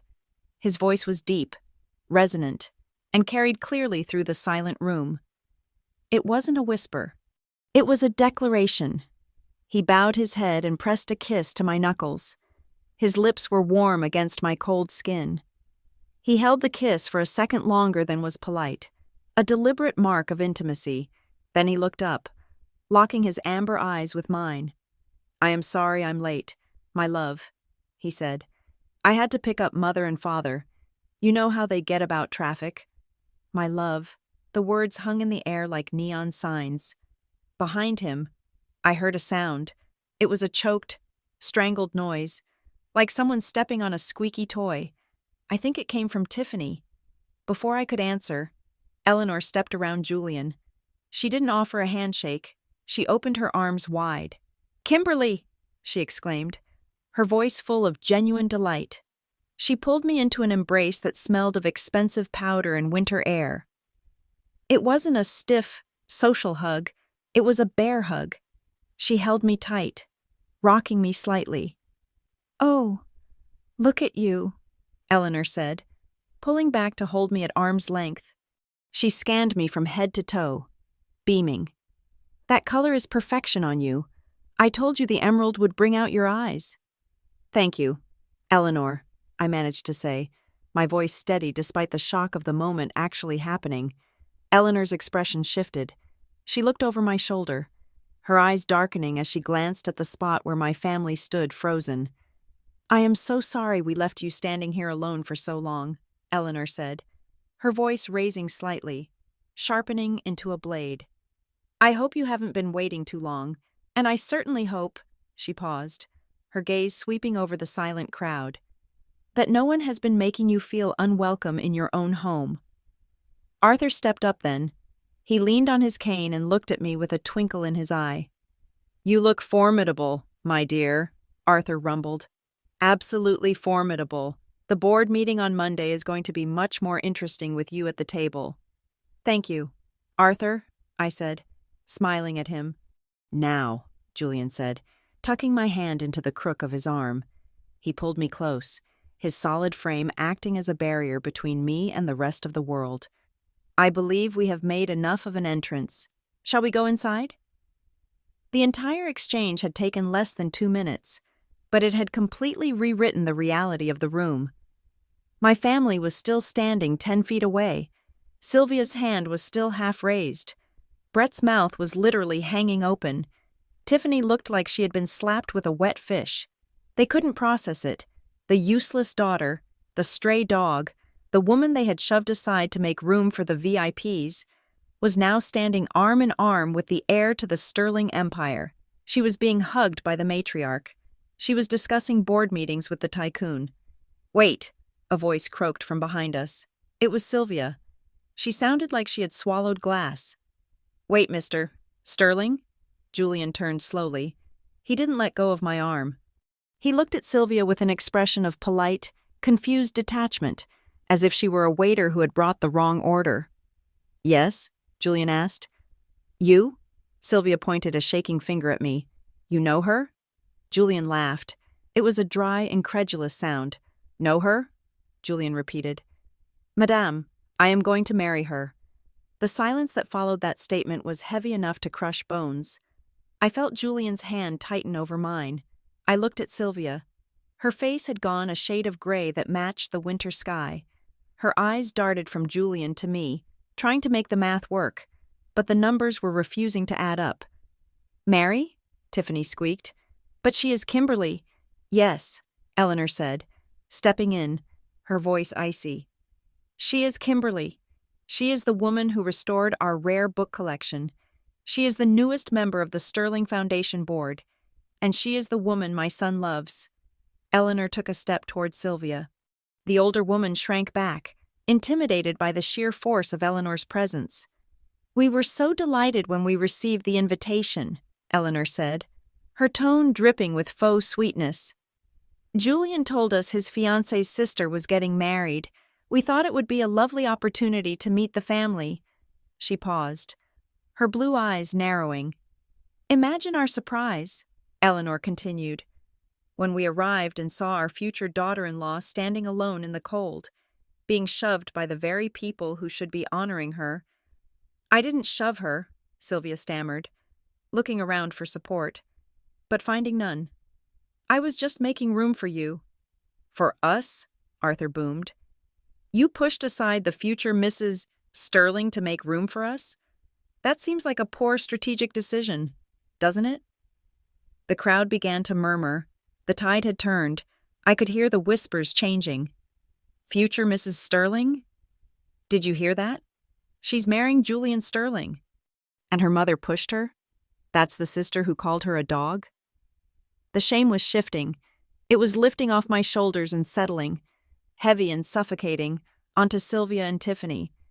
Julian looked down at me. "Are you ready to go in, Kim?" I looked at my mother one last time. She looked small. She looked terrified. She looked like a woman who had just realized she had thrown away a winning lottery ticket because she didn't like the color of the paper. "Yes," I said. "I am ready." We turned our backs on them as we walked toward the ballroom, leaving the receiving line in ruins behind us. I heard Brett whisper violently to Tiffany, "You told me she was a loser. You told me she was a nobody. That is Julian Sterling's fiancée. Do you have any idea what you have done?" I didn't hear Tiffany's answer. I didn't need to. I was walking into the light, on the arm of the man I loved, surrounded by the family I had chosen. And for the first time in 31 years, I didn't look back. The collective gasp that swept through the ballroom was not a figure of speech. It was a physical sound, a sudden intake of breath from 300 pairs of lungs that sucked the air right out of the room. The string quartet in the corner trailed off into a discordant screech as the cellist stopped playing in sheer shock. I stood there, my arm linked through Julian's, and watched the tableau of my family crumbling in real time. Sylvia was the first thing I focused on.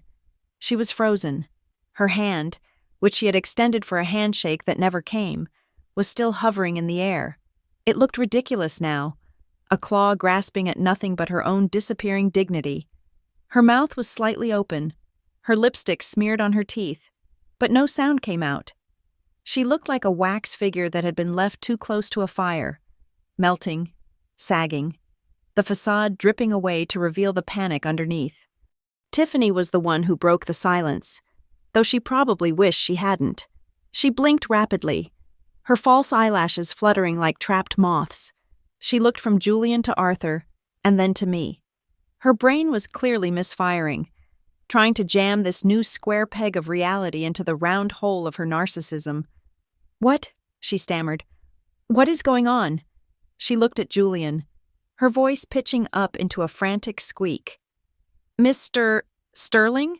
Why are you holding her arm? Why do you know her? She said the word her as if I were a piece of gum she had found on the bottom of her shoe. Arthur Sterling stopped walking. He turned slowly, pivoting on his silver-tipped cane with the grace of a battleship changing course. He looked at Tiffany. He didn't look at her with anger. He looked at her with a profound, terrifying boredom. Know her? Arthur repeated, his voice booming off the vaulted ceiling. Young woman, did you not hear my son? Kimberly is family. He took a step closer to the receiving line, causing Harold to shrink back behind a flower arrangement. In fact, Arthur continued, his eyes sweeping over the tacky decorations, the over-perfumed guests, and the desperate opulence of the room. Kimberly is the only reason we are here. Do you honestly think we would attend an event of this caliber for any other reason? He let the word caliber hang in the air. It was a polite word, but the way he said it made it sound like garbage. We are here, Arthur clarified, his voice razor-sharp, because my future daughter-in-law asked us to be. She wanted to support her sister, a sentiment that, clearly, is not reciprocal. The color drained from Tiffany's face so fast, I thought she might faint right there on the red carpet. But the person who reacted most violently was not Tiffany. It was Brett. Brett Patterson, the man who had married my sister for her looks and her perceived social standing, the man who was obsessed with networking and status, turned a shade of sickly gray. He looked at Arthur Sterling, the man he had been trying to impress for 5 years, and then he looked at his wife. The realization hit him like a physical blow. He had been lied to. He had been sold a bill of goods. He thought he was marrying into a family that would elevate him. Instead, he realized he had just tied himself to a woman who had actively alienated the most powerful people in Chicago. He turned on Tiffany. You told me she was a loser, Brett hissed. It wasn't a whisper. In the silent room, it carried like a shout. Brett, honey, Tiffany started. Reaching for him, he jerked his arm away. Don't touch me. You told me your sister was a failure. You said she was a nobody who worked in a basement. You said she was an embarrassment we had to hide. He pointed a shaking finger at Julian, who was watching the scene with cold, impassive eyes. That is Julian Sterling, Brett shouted, his voice cracking. That is the heir to the Sterling Trust, and she is marrying him? And you called her a dog? In front of them? I didn't know, Tiffany wailed. How was I supposed to know? You should have known because she is your sister, Brett yelled. Do you have any idea what you have done? You just insulted the owners of the venue. You just humiliated us in front of the entire city. The crowd watched, mesmerized. This was better than any wedding entertainment they could have hired. It was a public execution of a reputation. Sylvia, seeing the ship sinking, decided to try and bail water. She unfreezed herself, shaking off the shock. She forced a smile onto her face. It was a gruesome expression, trembling and terrified, but she committed to it. She stepped forward, waving her hands as if to waft away the tension. Oh, everyone, please, Sylvia chirped. Her voice was brittle. It is just a misunderstanding. A big, silly misunderstanding. She turned to Eleanor, clasping her hands together in a pleading gesture. Mrs. Sterling, surely you understand family dynamics. Sylvia laughed nervously. We were just joking. It is a family tradition. We tease Kimberly. We have always teased her. It is our love language. We are very close.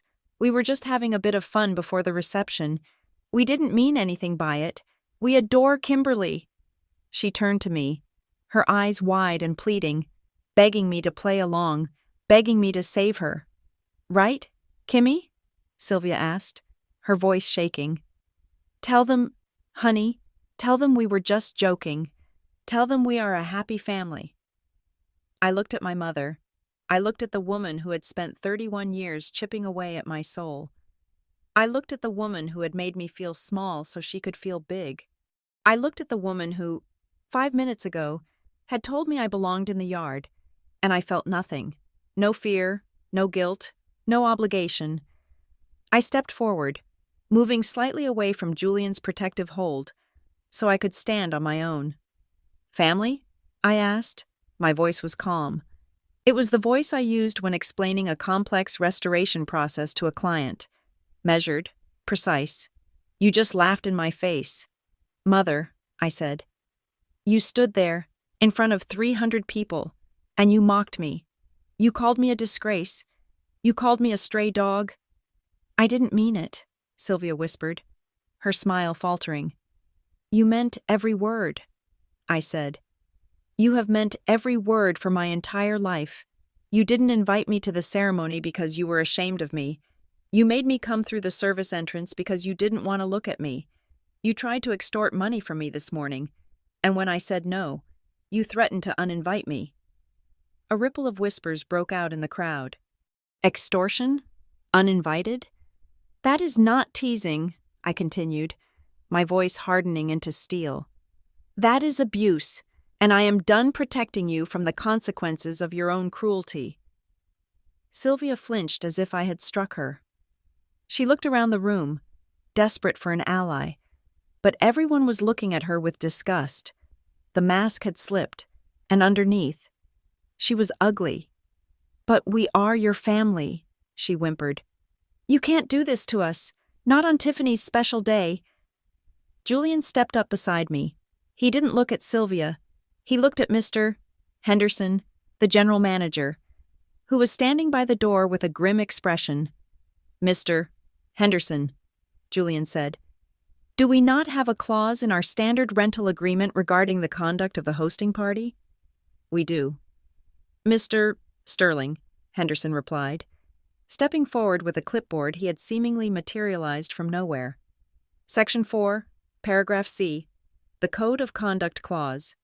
Henderson cleared his throat and read aloud, his voice projecting to the back of the room.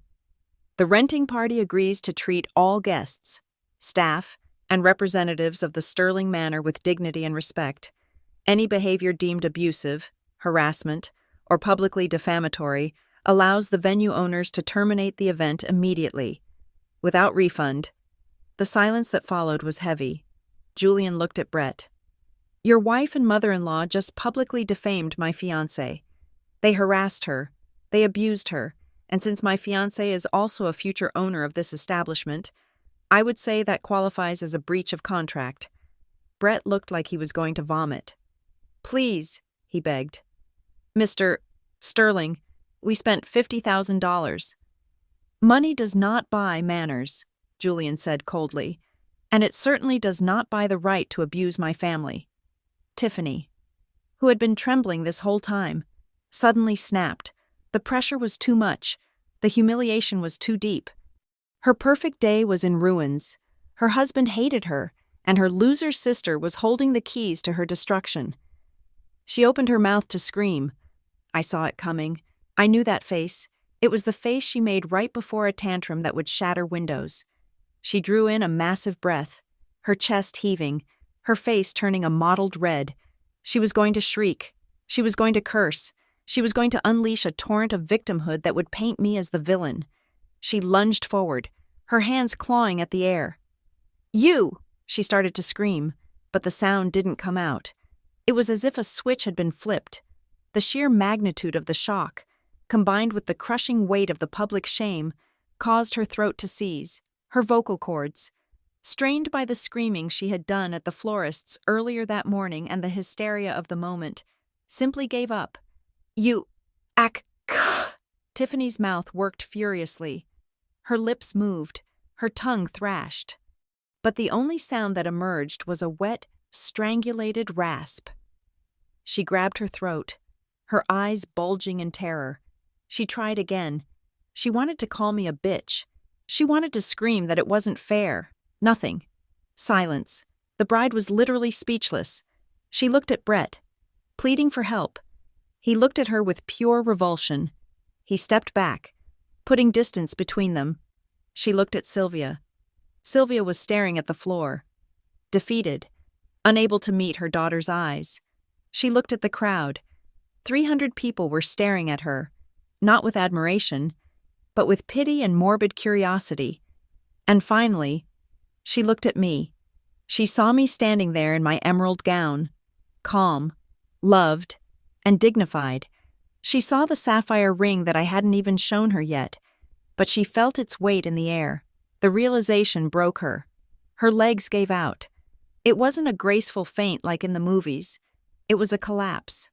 She sank to her knees in a pile of $10,000 lace, clutching her throat, her mouth opening and closing like a fish on a dock. She made a low, pathetic whining sound. But no words came. The princess who had spent her life silencing me was finally, utterly silent. Julian looked down at her. He didn't smile. He didn't gloat. He just looked disappointed. "I think," Julian said quietly to the room, "that the party is over." Tiffany was on the floor, a heap of white lace and shattered ego, making sounds that resembled a deflating tire. The guests were standing in a circle of awkward silence, staring at the bride as if she were a piece of performance art gone wrong. Arthur Sterling cleared his throat. The sound broke the trance of the room like a gavel striking a desk. He looked at Mr. Henderson, the manager, who was waiting for orders with the stoic expression of a man who had seen everything. "Mr. Henderson," Arthur said, his voice calm but projecting to every corner of the room. "We are people of our word. The Sterling family does not break contracts, even when the other party behaves like this." He gestured vaguely at Tiffany with his cane. "Let the reception proceed," Arthur commanded. "Serve the dinner, pour the wine. We will not be the ones to ruin an evening for 300 innocent guests who made the mistake of buying a gift for this charade." A ripple of relief went through the crowd. They would still get their meal. They would still get their open bar.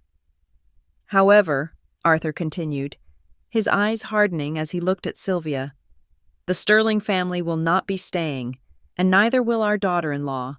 We prefer to dine in environments where dignity is on the menu." "Come, Kimberly," Eleanor said softly, placing a hand on my back. "Let us go." We turned to leave. The movement was synchronized, a united front of black tuxedos, silver silk, and my emerald gown. As I took the first step away from the wreckage of my former life, I felt a hand grab my elbow. It wasn't a forceful grab. It was weak, trembling, and desperate. I stopped. I looked down. It was my father. Harold had finally stepped out from behind the flower arrangement. His face was pale, sweating under the lights.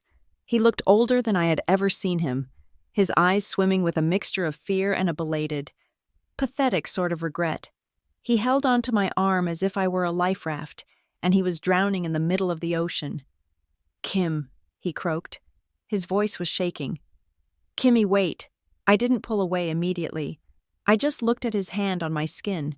It was the hand of the man who had taught me to ride a bike, and then forgotten to come to my plays. It was the hand of the man who had bought me ice cream, and then sat silently at the dinner table while his wife dissected my appearance for sport. "Dad," I said. It wasn't a question. It was an acknowledgement of his presence. "Kim, please," Harold whispered, glancing nervously at Arthur Sterling, who was watching him with the expression of a lion deciding whether or not to swat a fly. "Don't go like this. Not like this. We didn't know." "You didn't know what?" I asked calmly. "I didn't know about him," he nodded toward Julian. "If I had known you were with him, I would have—" "You would have what?" I cut him off. "You would have treated me with respect? You would have told Mom to stop? You would have invited me to the ceremony?" Harold stammered, his mouth opening and closing. "I just wanted peace. Kim, you know how your mother is. I just wanted everyone to get along. I am sorry. I am so sorry." He squeezed my arm, trying to conjure intimacy that hadn't existed in decades. "I am your father. Kim, family comes first." I looked at him. I really looked at him. For years, I had told myself that he was a victim too, that he was just henpecked, bullied, and too weak to fight back. I had excused his silence because I thought he was suffering with me, but looking at him now, I realized the truth. He wasn't a victim. He was an accomplice. The man who holds the coat of the bully is just as guilty as the bully throwing the punches.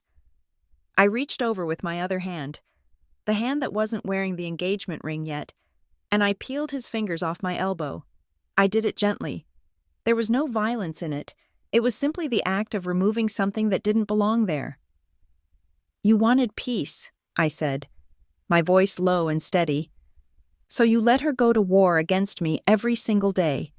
You watched her tear me down. You watched her erase me. And you sat there and ate your dinner. Kimmy, he pleaded, tears welling in his eyes. You have been silent for 31 years. Dad, I said. You watched me drown, and you didn't even throw a rope because you were afraid of getting your shoes wet. I took a step back, putting distance between us. You like silence so much? I asked. Then keep it. Stay silent, because I am done listening to you. Harold flinched. His hand dropped to his side, limp and useless. He looked small. He looked like a ghost that had finally been exorcised. I turned away from him. Sylvia was standing a few feet away. She wasn't crying. She was vibrating with a different frequency entirely. She was looking at Julian, then at Arthur, calculating the net worth walking out the door. Her greed was fighting a losing battle with her humiliation. When she saw me turn, she opened her mouth. I could see the old reflex kicking in, the urge to lash out, to blame me for her ruin. But then she saw Eleanor standing behind me, looking like an avenging angel in white fur. And the words died in her throat. I didn't wait for her to speak. Mother, I said. She looked at me, her eyes darting nervously. When I walked in here 10 minutes ago, I said, my voice carrying clearly to the silent guests. You laughed? You laughed because I was alone. You pointed at me and you told everyone I was a stray dog who belonged in the yard. Sylvia swallowed hard. Kimberly, Look at me now, I said. I stood tall in my emerald dress. I stood flanked by the love of my life and the most powerful family in the city. I stood in the center of the room she had tried to banish me from. I am leaving, I said. I am walking out that door with my real family. The people who chose me. The people who love me not because of what I can do for them, but because of who I am. I offered her a small, cold smile. I am not alone anymore. Mother, I said. But you? You have never looked more lonely than you do right now. I paused, letting the words sink in. You are not laughing now, I whispered. Why is that? Sylvia didn't answer. She couldn't. She just stood there, clutching her sequined bag, watching her social standing evaporate into the ether. Goodbye, I said. I felt Julian's hand on the small of my back. It was warm and solid. Ready? He asked. Yes, I said. We walked away. We walked past the guests who were now frantically whispering, pulling out their phones to text the gossip to everyone they knew. We walked past the security guard, Frank, who opened the massive double doors for us with a bow that was deeper than the one he had given the groom. As we stepped out onto the portico, the cold air hit my face. It felt purifying. It felt like waking up after a long, feverish nightmare. Behind us, inside the warm, suffocating trap of the manor. The party was technically continuing, but I knew, with absolute certainty, that it was over. The joy had been sucked out. The bride was broken. The groom was furious. And the mother of the bride was a pariah. They were stuck in there with each other. That was their punishment. They had to spend the next 4 hours pretending to celebrate a disaster, trapped in a room with the consequences of their own actions. But I was free. A long silver stretch limousine was waiting at the curb, its engine purring softly. The driver, a man named Thomas, whom I had met before, opened the door. Good evening, Miss Wainwright, Thomas smiled. Or should I say, the future Mrs. Sterling? You can say whatever you like. Thomas. I smiled back, feeling a bubble of genuine laughter rising in my chest. Just get us out of here. I slid into the back seat. The interior was lined with soft leather and smelled of cedar and vanilla. It was quiet. It was safe. Julian slid in next to me, followed by Eleanor and Arthur. As the door clicked shut, sealing us off from the noise and the wind, the tension that had held my body rigid for the last 3 hours finally snapped. I slumped back against the seat, letting out a long, shuddering exhale. "Well," Arthur said, adjusting his cufflinks, "that was invigorating." Eleanor let out a laugh, a real, warm, musical laugh. Did you see her face? Did you see Sylvia's face when you mentioned the contract? I thought her Botox was going to migrate south for the winter. It was biblical, Julian said, loosening his tie. He turned to me, his eyes searching my face. Are you okay? I looked at him. I looked at Eleanor, who was already pouring 4 glasses of champagne from the built-in cooler. I looked at Arthur, who was looking at me with pride. I am better than okay, I said. I feel light. That is the feeling of dropping dead weight, Arthur said, accepting a glass. Here, drink this. It is a vintage from the year you were born. We have been saving it for a special occasion. To Kimberly, Eleanor toasted, raising her glass. To family. To family, we all echoed. The crystal clinked. I took a sip. The champagne was cold, crisp, and tasted like stars. I looked out the tinted window. The car was moving now, gliding down the long driveway of the manor. Outside, the gray sky had finally opened up. Snow was beginning to fall. Big, fat flakes swirled in the headlights, covering the dirty ground in a blanket of clean, fresh white. I reached into my purse and pulled out my phone. It was buzzing. I could see the notifications piling up on the lock screen. Texts from Cousin Becky, calls from Aunt Marge, a voicemail from my father. Kim, please answer.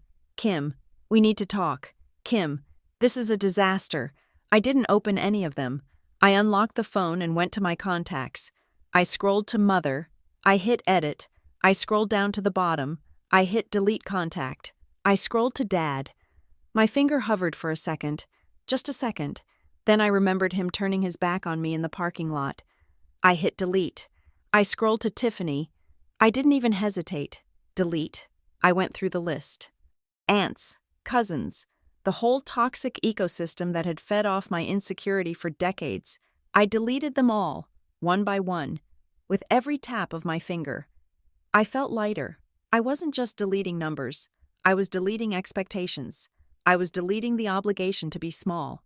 I was deleting the girl who waited by the phone for an apology that would never come. When I was done, my contact list was very short. Julian, Eleanor, Arthur, the archive sanctum, my favorite pizza place. It was perfect.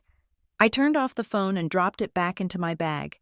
I looked up to find Julian watching me. He knew what I had just done. He reached out and took my hand, the left one. He pulled the velvet box from his pocket, where he had kept it safe during the ambush. I believe, Julian said softly, that you are out of uniform. He opened the box. The sapphire glittered in the dim light of the limousine. He slid the ring onto my finger. It settled there, heavy and permanent. It wasn't a prop for a performance. It was a promise.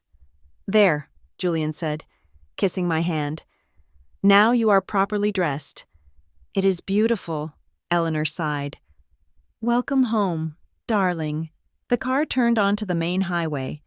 Speeding up, the lights of the Sterling Manor faded into the distance behind us. Just a glowing speck in the rearview mirror, getting smaller and smaller until it disappeared completely into the falling snow. I watched the city of Chicago rising up ahead of us, its skyline glowing gold and amber against the night. It looked vast. It looked full of potential. So, Julian said, wrapping his arm around my shoulders and pulling me into his side, we have a board meeting on Monday. We have a wedding to plan. A real one, this time. And I believe my mother is already threatening to take you to Paris for a trousseau. Guilty, Eleanor raised her glass. Are you ready? Julian asked, his voice low in my ear. Are you ready for the next chapter? I looked at the snow falling outside, covering the tracks of where we had been, making the road ahead pristine and new. I looked at the ring on my finger. I looked at the man who had walked into a fire for me without hesitating. I smiled. It wasn't the polite smile of the dutiful daughter. It was the radiant, unstoppable smile of a woman who had finally found her voice. "I have been ready," I said, "for a very long time." The limousine drove on into the night, carrying us away from the past and straight into the future, and for the first time in 31 years, I wasn't waiting for permission to be happy. I just was. Thank you so much for listening to this story. I hope you enjoyed Kimberly's journey from silence to strength as much as I enjoyed writing it. I would love to know where you are tuning in from today. Please leave a comment below and let me know which country or city you are listening from. And tell me what you would have done if you were in Kimberly's shoes. If you enjoyed this story, please make sure to subscribe to the Sunday Drama Stories channel.